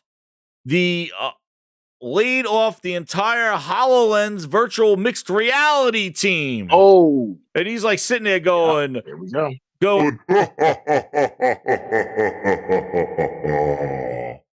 This guy over here was the one caught grabbing ass. Oh, no, it was this guy was caught grabbing ass. He was like HoloLens porn. He went to a class. This guy with the HoloLens porn, he left. Because he went to the class and showed him how to do HoloLens porn. Isn't the next Fable game a reboot also? Yes, and so is Perfect Dark. It's a reboot. And hold on, isn't a Perfect Dark a reboot? See what I'm saying? At this point, they might as well just reboot Halo if they really want to have any. And the thing is, if they do a reboot, if it fails, it's definitely dead. But what I can say is what they're doing. But you hear about the support studios. I don't know what else they can do. But Frog, you hear about the support studios, right? It's Crystal Dynamics. These are announcements that Crystal Dynamics is working with the initiative. Eidos Montreal is working. Well, maybe they'll get you know id to help freaking do the next Halo game and make it like Doom. I don't know, Jazz. This is a grind Adamus right here. Look at what the model is working on. They're basically doing what they do to Windows. They're basically saying we're gonna own the IP, we're gonna own Windows, and you guys. You Samsung, you HP, you guys you make the Halo game. You make the Halo game, and we will just give you the IP. And look what they've done with Perfect Dark. That's not good. Initiative is like 40 people, and then basically the memes on this thing are hilarious. These guys, the guys will go grabbing balls. Give it to Bungie and let them make it multiplayer, like I said. And I don't want it just because I want to say it's on Sony's PlayStation. I want it because I want a good game. Like obviously, at 343, Microsoft, whoever. No, that was dude. The guy on the left was grabbing balls. The other two grabbing ass. They, like I said, they did this to all their franchises. All their franchises have gotten worse and worse and worse. Halo's gotten worse. Well, Gears so worse. You don't see where I'm going with this. But look where I'm going. Do you think the next Gears of War game will come out and just be gangbusters and people? Dude, no, because I don't. First off, the Gears of War, I don't think it's going to be only done by the coalition. Microsoft is a motif. I don't think it is either. It seems like what Microsoft wants to do is have their first-party studios be the overseers, and then let the other developers, like how they did with Battletoads, like let them do something with their IP. That wasn't a first-party studio. That's what Perfect Dark is doing. Don't be surprised if Gears of War multiplayer is free to play. And Gio knows, I won't follow what Gio knows was saying, because the other thing is there's a problem with that. Not only does Microsoft lose the first-party focus, but now we saw with Crystal Dynamics, who was bought by Embracer Group, that Embracer bought the IP of Tomb Raider. And they are like, you are going to make that game first. And they actually came out and said that, you know, there's rumors that Tomb Raider is going to be released before Perfect Dark. And why? Yeah, published by Amazon. Yes, but why? Because Embracer Group bought Crystal Dynamics for that IP. Yep. And Embracer Group now owns Crystal Dynamics. So they said, hey, stop what you grab at. You're not wasting your time making that Perfect Dark trash that keeps getting rebooted because Microsoft's management sucks. You're going to use your time and you're going to prioritize Tomb Raider right now. So now it seems that Tomb Raider is going to come out before Perfect Dark. And that's because Microsoft is utilizing the friggin' people that are not first party. See, when you're first party, you go in there and go, you did this, I own you. Now, Crystal Dynamics is like, they don't own them. Crystal Dynamics, it could be like this. Embracer told us we got to prioritize Tomb Raider, so your Perfect Dark could take a seat. And that's what's happening. But Microsoft seems to be doing this where, what was the other group? There was Eidos Montreal helping out with Fable. And then now it seems like Halo is going to be the same thing. They're going to have somebody else. Yeah, Amazon's like, dude, you're making a Tomb Raider, and Embracer's like, oh yeah, you better believe it. And they did the same thing with virtual reality. Microsoft didn't make one. We're at a sad time with gaming, man. Microsoft made Microsoft made a $4,000 headset. They made a $4,000 headset, and they made all the other suckers use their Windows virtual reality trash, and nothing was coherent. Nothing was consistent. Nothing was ever right. Nothing. And it just dropped. And you look at Sony with VR, it's like, guys, here are our games. They're going to maximize our hardware. It's all made together for one thing. Microsoft is just farming out bullshit. It's like, hey, it's unified. It's Microsoft. It's unified. That's what they do. And they cancel it. Done. Sony and PlayStation with how they do their things, they unify everything. It's not unified. And that's why it's hard. It's hard to really beat their formula of what they're doing. So Microsoft can do it because they have the money. I don't think they have the know-how or even talent. I think that they got lucky. They got lucky with the 360 because they got a lot of games that were technically third-party exclusive on PlayStation. That's why they became big and popular. One. Outside of that, Xbox is becoming a point where it's irrelevant, and all you hear is Game Pass, and I blame it on the Game Pass freaking fanboys. Game Pass now. I blame it on those three things because they don't care. We haven't heard the Game Pass song, but before I do the Game Pass song, Gears 6 and Gears Ultimate Collection are rumored to be in active development. Rumored. Wow. Guys, they won't talk beyond the games that they announced 2 and 4 years ago, but Gears Ultimate Collection is just like rumored to be working. Hey, Coalition people got fired as well. Crazy, and they got laid off. What do we say? And then it says Gears 6 is to be years away from release. Dude, they're talking the next 2 months. Ultimate Collection, and we're just not. We said that was a missed opportunity. You did Marcus Gears Collection 1. was talked about 4 years ago. Yeah. They missed opportunity. Nobody cares. Nobody cares. Nobody. You put it in Game Pass. But who cares? It's the 3 Cs that need people to click on their channel because they're like, hey, a Gears game, and then it runs. You know what? I just don't get it anymore. I'm not cheering on mediocrity. Like, no. I need to see gameplay. I need to see gameplay anymore because these kind of like title screen Fable, and you don't hear from for 4 years. It's ridiculous. Nope. And Frog, I agree. You hit it right on the head. It's all because of. And second on. There you go. Games are coming fast. 12 minutes and 80s. And they're all on Game Pass. Some of them are like a Requiem. What to play first and what to play last. My match to ground is true and true. Cause they're all on Game Pass. It's all on Game friggin' Pass. You know what? And that's the thing, man. More with less. Oh, wait, I got Cloak. Wait, Frog, I'm sorry. I don't want to cut you off. I got a super chat here about Cloakdonics. The person who guessed Legends. He says for $5, he goes, I've been with Halo since I was 7 years old. I don't care if Xbox reboots Halo with 343. I will only play and acknowledge Bungie's Halo games. And I have to say, amen. You want to know why? Because 343's Halo games. They have something I could never have. Really? And what's that? A soul. They have no soul. They're empty. They're made for the business and not for the IP. And Patient Fire. That's the difference. I gotta shout him out, man. He's right, man.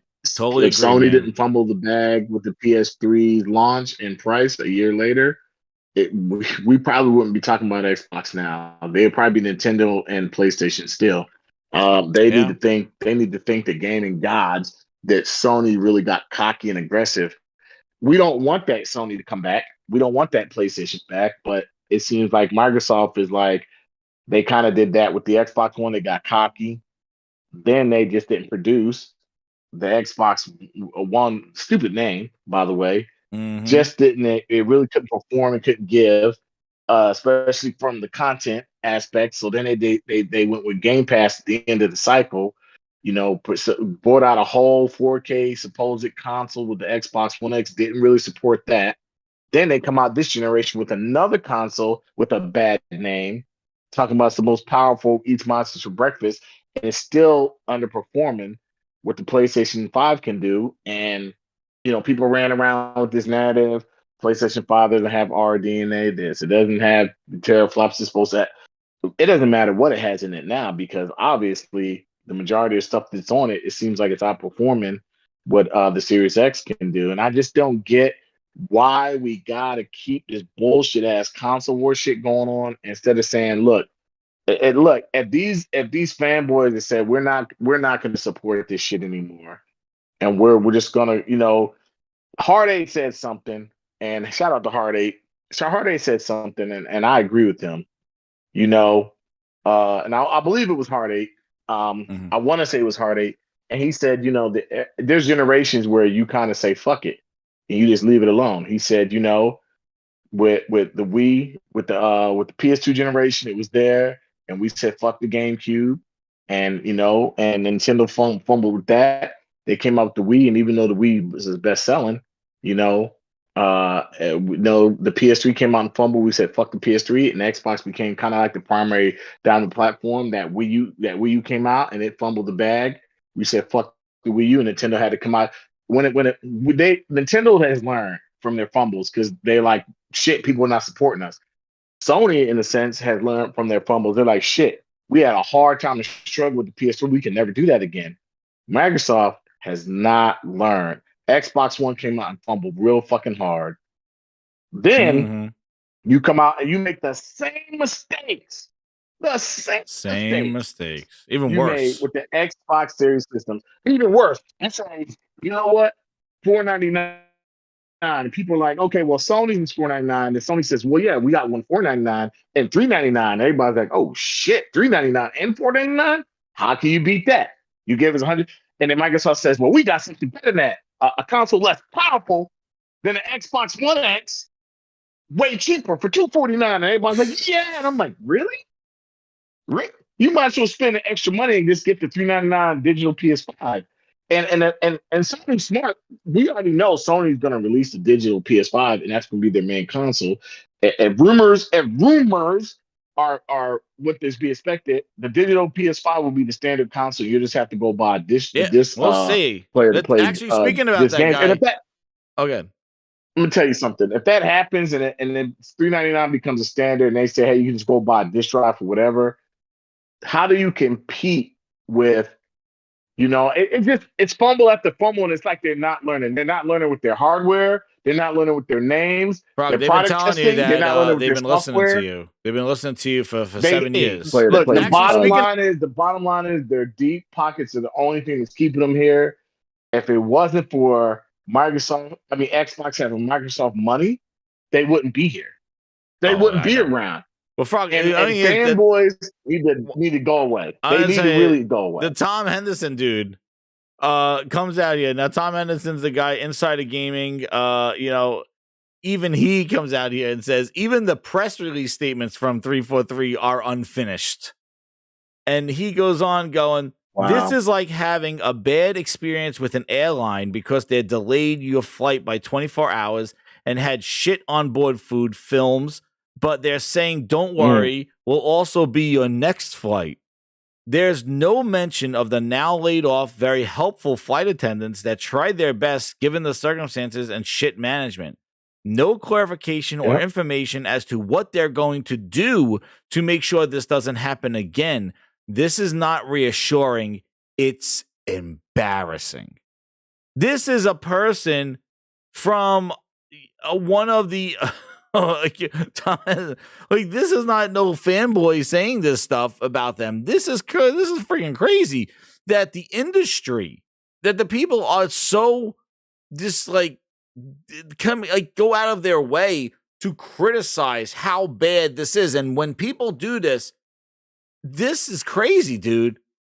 Like when the people who got laid off and left and went to go work at different studios and have to come on Twitter and say, guys, It was your mismanagement that made Halo as bad as it is and made it a target for layoffs when you're doing this stuff. But you got to look at the pivoting like that Satya is doing. They are turning into a more with less. He has the whole website. I showed it last week. Less with more. That's what I mean. Not more with less. Wait, I need to get it clear. Satya, what is it? I am doing more with less. Trust and feel he's the best. Now sign your chest, I am stubborn. Satya. Listen to me. Doing more with less. So what they're going to do is make the games with less people, and they're going to have a core group of people to oversee the project, bad management. And I said this before, when you are doing that, when you are having, hey, certain affinity, you make this Tatanka Halo game. It's the Battle Royale mode. Hey, you make this Halo multiplayer shooter. Hey, you make this one. Hey, you make some maps. You make some DLC. What does that require? That requires proper management and oversight, which is the weakness that Microsoft has. They are hands-off. They don't know what's going on, and they're going to a model that requires them to have great management to manage the IP and the vision of other people that are not under your roof. So this is the end. Like, this is the failure. Like, I don't see this model working very well. I think we've seen it now with Crystal Dynamics. I think that Crystal Dynamics now to prioritize Tomb Raider, a game that was announced after Perfect Dark, after Embracer Group, after Amazon announced working on it. That game is going to come out sooner. Oh, they've been working on it longer. Perfect Dark was supposedly played with Drew Murray back when he was there in 2018. Right. And I also think that we're at a point that, people are not going to sit here and wait. How more? How much more can you wait? I don't think there's anything that turns it around. Other than all of Sony's factories with their PlayStations they make burning down. There's nothing that turns this around. There's nothing. It doesn't matter. Look, Starfield can come out and get freaking 9s across the board. It's not turning it around because Game Pass is there, and they've made it a point to say, don't buy games, just subscribe to our service. They've made it a point. So after Game Pass, my dog freaked outside. Do you think, Frog? Every time I say Game Pass, do you think they specifically hijacked all their stuff? Like, they really just made all their stuff suck so bad that this was kind of a self-inflicted, like, I know it's self-inflicted, but do you think that this was done on purpose? Because it doesn't look like they took any feedback. Is it really incompetence? I don't think it was done on purpose. I think they're incompetent and they just aren't talented. They're developers. Some of the developers are talented, but they have the wrong direction and they have incompetent management. It starts at the top and it trickled down. I can't just blame Phil Spencer, right? No, it's all of them. It's beyond Phil. It's beyond Phil Spencer. So, and below Phil Spencer. But like I said, it's below Phil Spencer too. But what I'm saying, it starts at the top. In some of these studios, man, it's not that they're not talented. They just have piss poor management. Hey, how many times did Halo get delayed? Infinite. I know, right? Infinite. Then you see what I'm saying? And then it came out, and you said, okay, a delayed game will probably still be a good game, and it came out bare freaking. That game I'm gonna be honest. That game probably shouldn't have came out realistically until maybe a year after it came out, or probably this year. Like, that game was not ready for prime time. How do you come out and you don't have stuff that every Halo game in the franchise has had day one, and you don't have it? And then I heard somebody ask somebody the other day on a podcast, "Hey, does Halo have co-op?" And they said yes, but they didn't tell the whole story. Yes, they have co-op, but your co-op, you can't just run with anybody in it. There has to be an invite from a friend to get them in there, and it's such a convoluted way to do co-op. It's broken. Like, it really is broken. Some people in the grindhouse thinking that they just did this. Like, they just basically just trashed their franchises on purpose. No, I think they just. I think it started at the time. I don't think it was intentional. I think they really have a problem. I really cannot believe that the Xbox game division, this is an intentional thing, because this is hurting some of the biggest franchises in the industry. And for them, and for them to even try to buy Activision, man, you know how bad this could be for the industry if you fluff with Call of Duty and some of the other games that you have. You're Like, fluffing. this could be really bad man. for them. Dude, this could really be bad for the industry. Thank God that Modern Warfare it turned itself around at launch, or Modern Warfare 2. But this could be a really bad thing for the industry. Microsoft needs to really get out of the whole, hey, Game Pass this, Game Pass that, which they're not. I don't They know. just need to. But you did mention a new term for Phil. You called him Phil the Fluffer. Yeah. The Phil-uffer. Yeah, he's a dude. He warms you up for hell. For trash. No, he warms you up for rooftop parties. Oh, and the damn. That's what he warms you up for. There he goes. I agree, Josh. See, Josh is saying it can't be intentionally this bad. They just want ABK to set and forget. And exactly. And I think that's where their investment is, because it looks like they're pivoting. Again, I said they were going to pivot. And I don't think that they're making these big blockbuster first party studios that like Sony has under their helm. They took a lot of indie kind of devs to make small projects, and it seems like the big ones. They're trying to get as many games, no matter how good they are, and throw them in the service just to say they have a whole bunch into the service. And that's a bad thing. That's what they got the little ones for. But then they got the big ones. The big ones now seem to be kind of like outsourcing and doing their work like as overseers for smaller projects. Yes. Without making the big quadruple A game that we thought they were going to do. That's why I said I'll give PlayStation service a year. And I give PlayStation service a year since I'm in it. But after that year, if it's just not what I think it is, it'll be $59.99 for just my PlayStation Plus for multiplayer. Because like I don't even think the PlayStation service, it's great the stuff they're putting in there, but on the flip side of it, some of the Sony first party, like the exclusives, I'm like some of this PSP and this Vita and this PS1 crap in there is not good. It's not good at all. The stuff they should be putting in there, they're just not putting in. So there again, I can say, I don't think service is the way to go. I think that you have to create new IPs. You have to create a booty fluffer. Damn.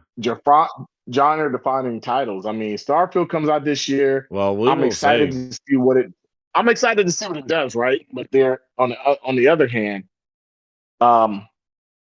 who knows what you're going to get with Bethesda? I think the game is going to score well, regardless of how buggy it is. They need to show it. They need to show this stuff. And the thing is like they are really bad at PR. They're bad at marketing. They're bad at showing games. They will show it. They will show it. But guess what, Jez? Wait to E3. Oh my goodness! E3. Frog knows what's doing. Every year, wait to E3. There will be a showcase, but I can't take when all our games need help. Bootleg Studios helping with perfect art. There you go, Bootleg Studios, Crystal Dynamics. And the other thing is Crystal Dynamics is saying we're shutting down the Marvel game, so good luck with that one.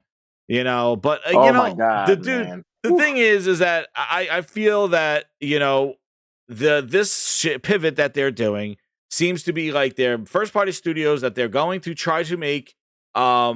They're trying to make this focus on just big publishers. Let them just do the work because they're an oiled machine or whatever the hell they are. We'll just keep the lights on like a Minecraft.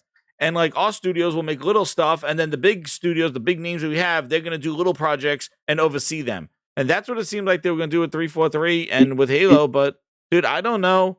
Just wait to E3. But we don't have too much to wait until the showcase of low expectations that is coming on Wednesday. Hold on. Okay. Holy Spirit, activate. Oh no. Oh man. Activate. That's another exciting tweet. Dude. Activate. Another exciting tweet by them. Just temper expectations. We're not going to do any more or any less of what is listed in there. Like, again, it seems like a very, very boring Let me ask you this question, business meeting. Like it sounds like very dry. It's like, no, this is exactly what we're going to do. And this is exactly what it's going to be. Enjoy. Here's our meeting agenda. And it just seems, yeah, I'll answer a question and then we're going to head out of here. What's up? Here's my question. Have you noticed that, and I'll just say it like this, when you jump on your PS5, they have a section and it's right there. It says 23 great games to look for in 2023. I saw that. Yes, it's all the games coming. And they not one time did they mention any kind of service that they show you their games. Nope. They show you I saw Spider-Man that 2. right on the front page. You know, they show you Horizon Call of the Mountain, Suicide Squad. Whether they're third party or first party games, they just advertise good games they think are going to be good. That'll come out this year. Jedi Survivor, the new Final Fantasy, Stellar Blade. They're showing you 23 games they think are going to be good, content, so forth, whatever. And Microsoft, when you turn their console on, Game Pass, Game Pass, Game Pass. Not about what's in there, just a service. Just subscribe to it. I know PlayStation Plus is like all the way to the left, and if you want to see what's in there, think about it. See what's in there. Think about it. People are pooping on. They're shitting all. People are shitting all over Forspoken. Did y'all forget the Spider-Man 2 is coming this year? Did y'all forget Horizon Forbidden West is coming this year? PSVR Did y'all forget the Final Fantasy is coming? PSVR. Woo! Hold on. The I'm new ready. DualSense. Hold on. The new DualSense controller that everybody shit on and said the battery life is trash got debunked. Everybody that got into the review said no, that was a lie. We already knew it was a lie. We already knew that it's a lie. Activate. Oh no. Holy Spirit, activate. This is it, man. The liquid metal. Activate. So we had the batteries, and then we had. Man. People that have the controller in hand said the battery life is about the same as the DualSense. What the fuck are we talking about here? People come out, it's the battery. Not fighting Who's gravity. giving this information out? It's not fighting batteries. Who's giving this information out? Sony never said the battery life was worse. Sony said it's about the same. So that's what Sony said. I'm trying to figure out where we're getting this information from. You're getting from the insiders that hearing Starfield is great. That's who you're getting it from. And also the insiders that telling you about PS5 gravity. The PlayStation 5 gravity, please cross this. Xbox full, I said gravity is the enemy. Feel safe, us from this liquid metal. There you go. That's where they're getting it from. The people that said the liquid metal. Let me ask you a question. Was that a real thing where people were saying that the liquid metal was pouring out of PS5? Yes. I thought that was a troll. No, that was real. There was a guy who said he worked on it. It was somebody broke the seal, and he said that it's oozing liquid metal. It's going to turn into T1000 and take over the world. All my PS5s are set up since day one. I've never had a problem. Yes, the same people that said about battery life said that the T1000 will leak out of your PlayStation. Metal. See what I'm saying? Frog, I told you, every day. That's the news we're reporting on. Every day is bullshit. No, they make it viral because every day Xbox fans wake up because there's no goddamn games that worth a damn, and they look on the internet. Whatever your name is, they look to the 3 Cs. Ready for the big surprise. They go look for the 3 Cs. Thank you, Thrifty, for joining the Grindhouse. Welcome, pull up a chair.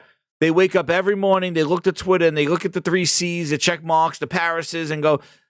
There's one of them we gotta find. Do we get the win this time? That's what they do. They wake up, they look. Sir, do we get the win this time? That's it. Do we get the win? What's the W? How are we gonna win? So today was Forspoken. That's the W for them, dude. Hey, and guess what? I'll be playing a brand new PlayStation game tonight at midnight while they're worrying about when Starfield or Redfall or whatever bullshit is gonna get launched.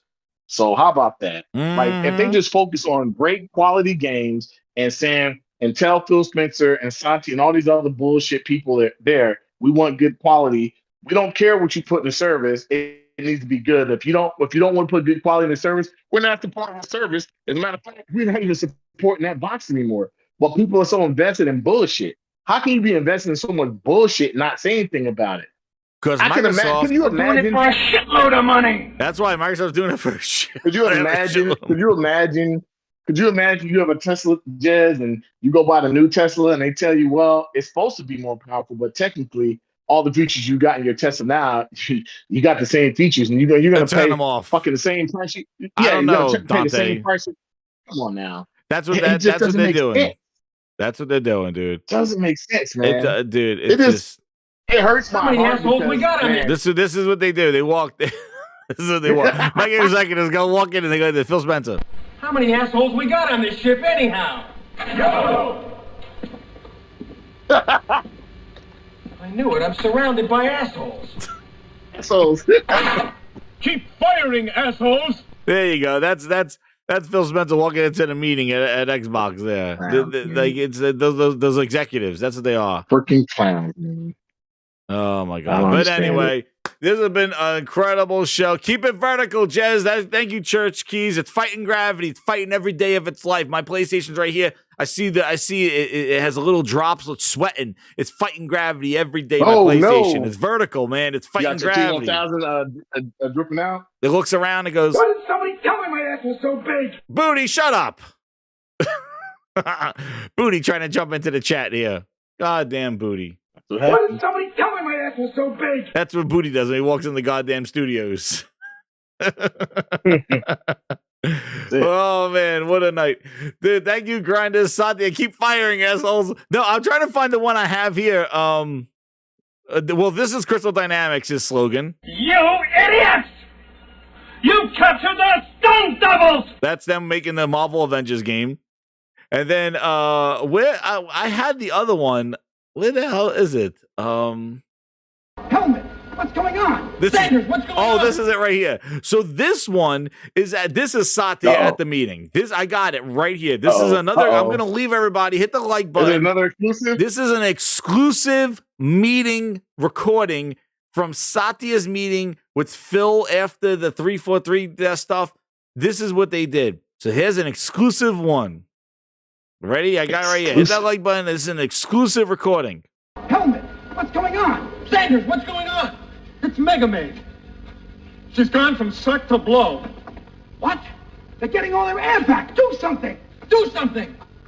Do something. And then they sent out that 343 tweet. My God. Everybody thinks Halo's not going to be worked on by 343. Do something. Do something.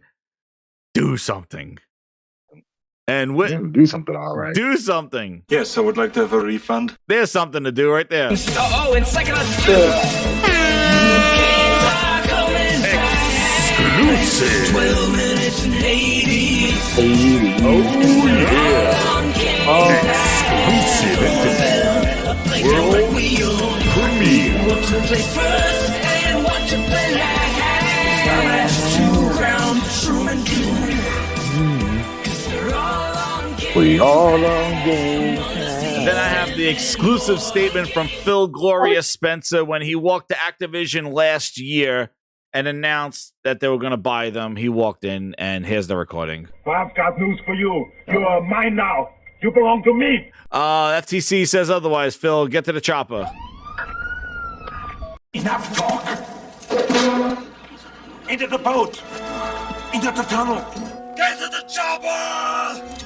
And with that, Grinders, I want to thank you for a wonderful episode 102. And I want to thank Frogs and J-Dub and Link for coming into the Grindhouse and all the VIP and Grinders and Super Chats and new subscribers to the channel. If you want to be a VIP, hit that join button. You could use all the incredible emojis. And I agree that GeoNose is using right now.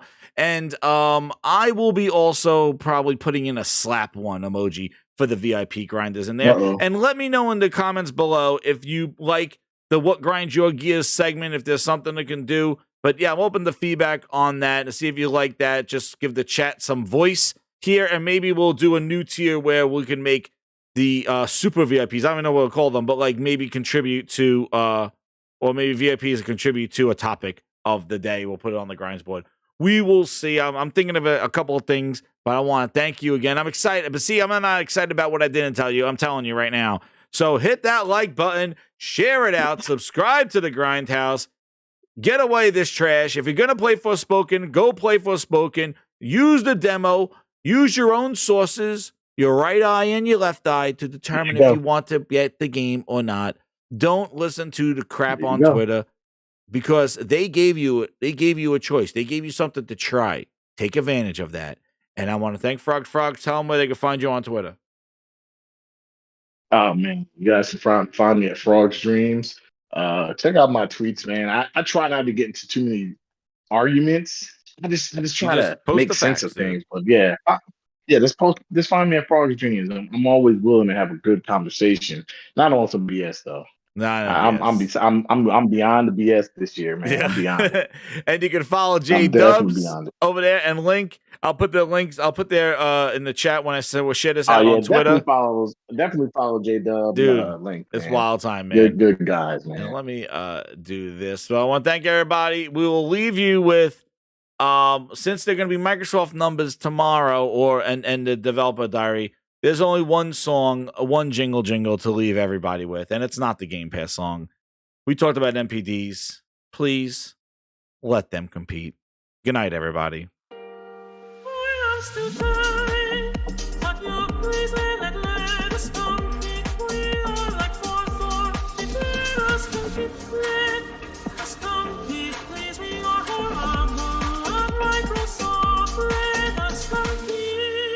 Good night. And Phil, can you give us any hints as to when we're going to get release dates or any kind of details on like Fable or Perfect Dark? I